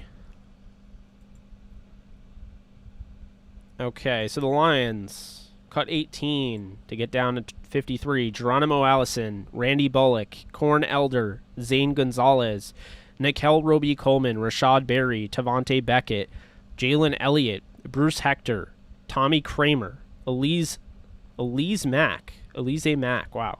Javon McKinley, Dedrick Mills, Darren Paulo, Craig Reynolds, Sage Surratt, Jelani Tavai, and Brock Wright. Green Bay Packers, they officially cut 26. Ben Kurt, Dexter Williams, Patrick Taylor, Equanimous St. Brown, Juwan Winfrey, Reggie Bedgelton. I don't even know if I pronounced that right. Damon Hazelton, Bronson Kadfusi, Ben Braden, Cole Van Lannen, Coy Cronk, Jacob Capra, Carlo Kemp, Willington Prevalon, Abdullah Anderson, Tipa Galilei, Delonte Scott, Ray Wilburn, Dejon Harris, Stephen Denmark, Rogesterman Ferris. I mean, these names are wow. Kabion Ento, Christian Uphoff, Innis Gaines, J.K. Scott, and J.J. Molson. Yeah, Corn Elder's a great name. Slot cornerback from Miami a few years ago. Yeah, so really interesting. I need to check real quick, but Cole Van Lannen, I'm pretty sure, was coached by Coach Carbs. So I might be wrong. It might not be Stanford. No, it was Wisconsin. Never mind. I always get Stanford and Wisconsin confused, and Nebraska because they all have the same color scheme. Damn it. Okay, Vikings. Okay, the Vikings officially cut 23 players, including Everson Griffin, Amir Abdullah, Andrew DePaula, Dakota Dozier, Ty Smith, Zach Bailey, Jake Bargas, Toof Borland, Jake Browning, Zach Davidson, Miles Dorn, Kyle Hinton, Hercules Mataafa, Perry Nickerson, Myron Mitchell, Wap Philor, AJ Rose, Shane Zilstra, Kenny Willekes, Chad Beebe, Luther Kirk, Drew Samia, and Nate Stanley. Atlanta Falcons, here we go. Cut roster down to 53. Delrick Abrams, Eli Enku, Willie Beavers, Trevor Davis, Zach Dulway, Emmanuel Ellerby, Dante Foreman, let's see, Jawan Green, Caleb Huntley, Dwayne Johnson, Kobe Jones, Sam Jones, Dom DiMaggio. Dom Maggio. Wow, that threw me off. Okay, Antonio Nunn, J.R. Pace, Ryan Newsill, John Rain, Chris Rowland, Tuzar Skipper, Chris Slayton, Joe Sculthorpe, Chris Williamson, Chris Williamson had a really good camp from what I heard, so that's surprising. Keon Smith, E-Roll Thompson. I know some people on here liked E-Roll Thompson in the draft at linebacker, and then David Wells. Okay. Tampa Bay Buccaneers officially cut 22. Jake Besinger, Cyril Grayson, Javon Hagan, Ladarius Hamilton, Jonathan Hubbard, Tanner Hudson, Travis Johnson, Herb Miller, Cody McElroy, former Ram, Bennington Patoa, Elijah Ponder, Kobe Smith, Brandon Walton, Chris Wilcox, Jarrell Adams, Ryan Griffin, Antonio Hamilton, Joe Jones, Jeremiah Ledbetter, Jaden Mickens, CJ Procyse, and Brad Seaton. Moving on to the Carolina Panthers here. Panthers cut down to 53. Josh Bynes, Omar Bayless, Spencer Brown, Frank Heron, Mike Horton, Jalen Julius, Keith Kirkwood, Christian Miller. That is a name that really stands out to me. I like Christian Miller from Alabama, the outside linebacker. He's had some injury issues, but if he were to stay healthy and develop, I like him. Aaron Montero, CJ Saunders, Steven Sullivan, Sam Tecklenburg, Will Greer, Rodney Smith, Rashawn Melvin, Kenny Robinson. You guys know I like Kenny Robinson from his days with, well, some of you do. I don't think I had a YouTube channel yet, but I liked Kenny Robinson from the St. Louis Battlehawks in the XFL. And then Reggie Bonifon was waived injured. Go to the Saints here. Let's see here. Now it's loading. I totally agree with you, Brandon. The 53-man roster should be extended to 60, in my opinion. But so the Saints cut 25 down to 53. So it is Alex Arma, Caleb Beninock, who I like. I wouldn't mind the Rams going out and trying to claim Caleb Beninock. Solid interior offensive lineman. Devontae Freeman, Chris Hogan, Natrell Jamerson, Jordan Mills, I also wouldn't mind. Kavare Russell, Trevor Simeon, Damian Square, J.R. Sweezy, Kevin White, Kawan Baker, Josiah Bronson, Eric Burrell, Grant Haley, Albert Huggins, Derek Kelly, R.J. McIntosh, Winton McManus, Brian Mills, Shaq Smith, Christian Montano, Deuce Wallace, Aesop Winston Jr. They typed that wrong. So Aesop Winston Jr., former Ram, and Ethan Wolf are the cuts for the Saints. We get out of the South, and we're following the NFC West.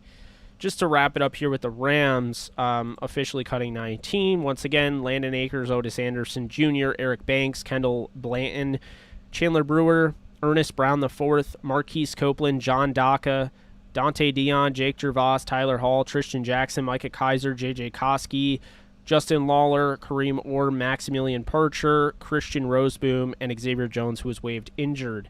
Moving on to the San Francisco 49ers. They cut 20 to get down to the 53. They cut Travis Benjamin, Jake Brendel, Clinton Dix, Wayne Gallman II, Dante Johnson, Senio Clemente, Jordan Matthews, Michael Pruitt, Nate Sudfeld, Eddie Yarbrough, Alex Barrett, River Craycraft, Darian Daniels, Alfredo Gutierrez, Jared Maiden, Colton McKivitz, Alexander Myers, Dakota Shepley, Elijah Sullivan, and Nasimba Webster, former Ram.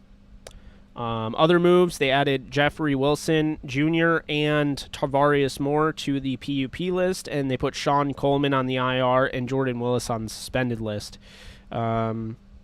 Arizona Cardinals,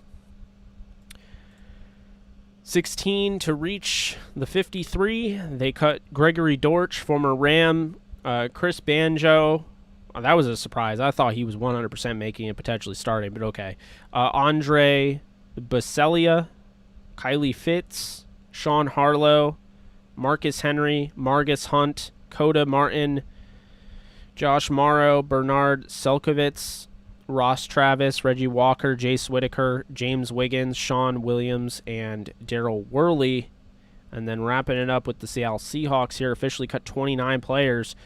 Demarius Randall, Robert Kemdici, Jordan Simmons, Miles Adams, Ian Bunting, Tommy Champion, Ashari Crosswell, Aaron Donkor, Greg Ayland, Aaron Fuller, Penny Hart, Gavin Heslop, Jared Hewitt, Jared Hawker, Cade Johnson, Josh Johnson. Wow, Josh Johnson, that's a running back I'd be interested in if the Rams needed a fourth. I really liked him. Pierre-Olivier Lestage. God, they cut so many guys, and the names are just all over the place. Tyler Mabry, Brad Lundblade, Joshua Moon, John Reed, John Radigan, Derice Roberson Jr., Will Sunderland, Cam Sutton, the tight end, Cody Thompson, Travis Toivonen, Connor Weddington, Lakeem Williams. And that is everyone. Oh, boy. So I just read all the cuts. That was painful. We just hit the 3-hour mark. So I think we're getting there. I think we're about to wrap this thing up. I put all my energy, so I hope you guys enjoyed it. But yeah, I mean, holy hell. I'm beat. Talking for 3 hours about the cuts. Any final questions? Anything?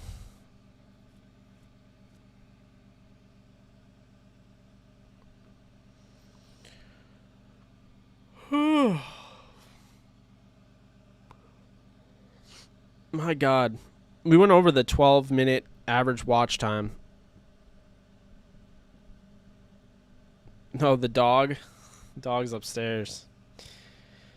We're gonna probably wrap it up. But I'm willing to answer, any final questions, of course. I appreciate you guys so much. It's been a lot of fun chatting with you and hanging out with you for the last 3 hours. We were coming on 7 p.m. So pretty cool.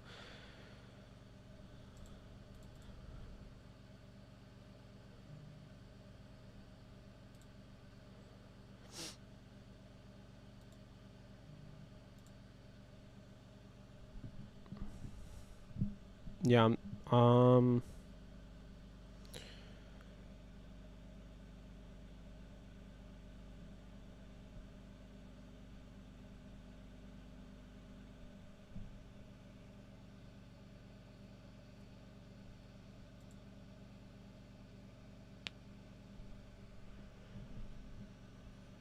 I guess, really my point I'll add to kind of wrap this up, and I'm actually going to put a link for anyone that's interested. Don't feel like you have to, but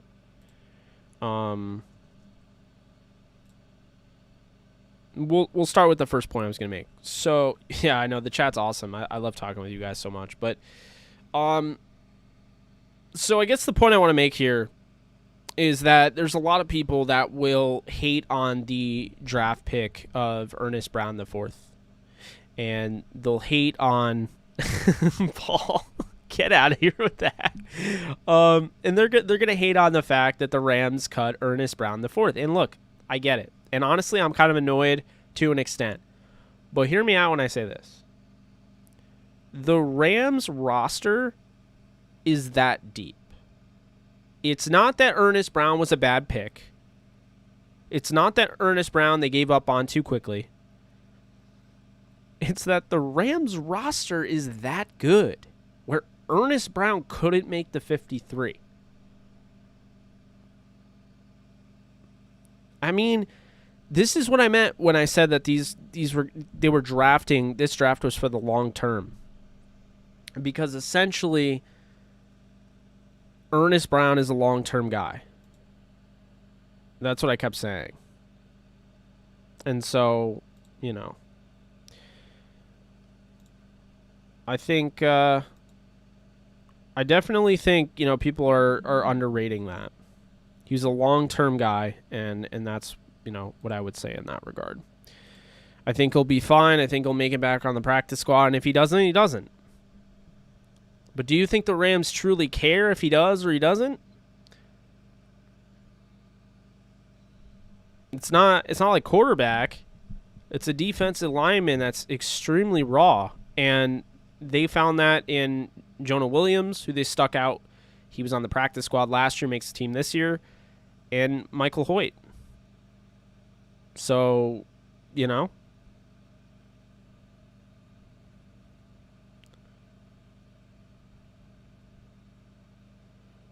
I don't think the Rams' offensive line is going to struggle in primetime now. Yeah, I mean, that's the thing. You got to take the punches as they come, Okay, yeah, does it suck to have to cut a 5th-round pick in your, draft class? Sure. But are we not going to give him credit for nailing Chris Garrett in the 7th? Most 7th-round picks don't even make the team.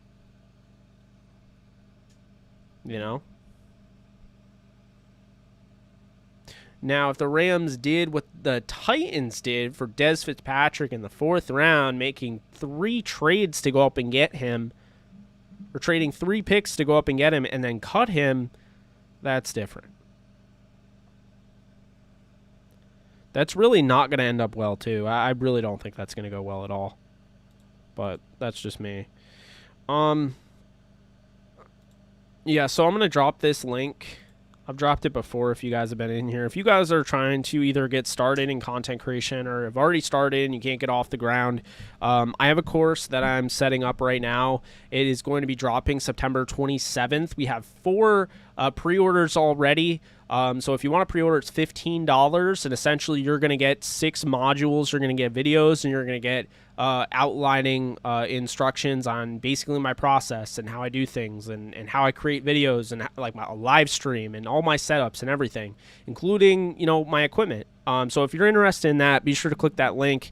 It's $15, and you'll have access as soon as midnight hits on the 27th.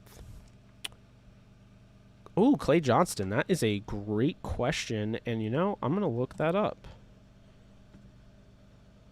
Let's see. It's funny, you kind of forget about those guys, but, I mean, you don't, so that was good. Clay Johnston made the team.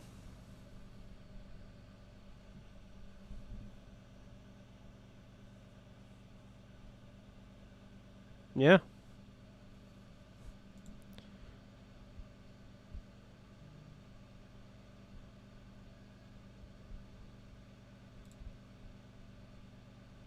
Yeah, Clay Johnston made the roster, made the 53-man roster. Good for him. I'm glad for him.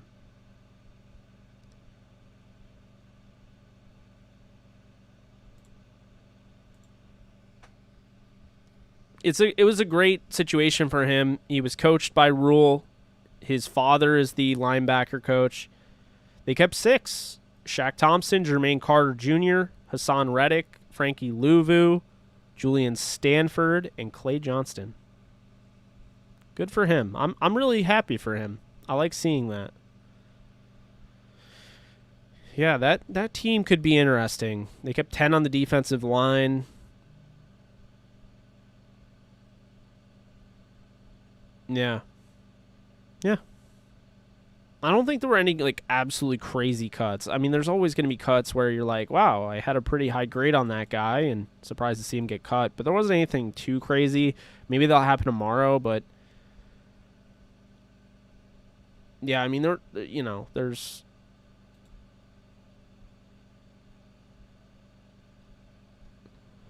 I wish they had him by position. Everyone has him by team, and I just don't feel like that's the best.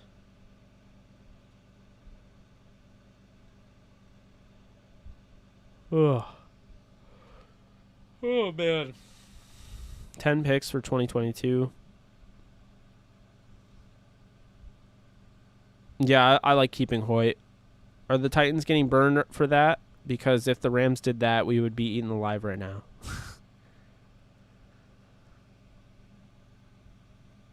Yeah, I forgot about... I'm very happy for Clay. What is our draft capital looking like for the next 2 seasons? Yeah, it's a lot of picks. I know they have 10 in 2022, and then they have a bunch in 2021.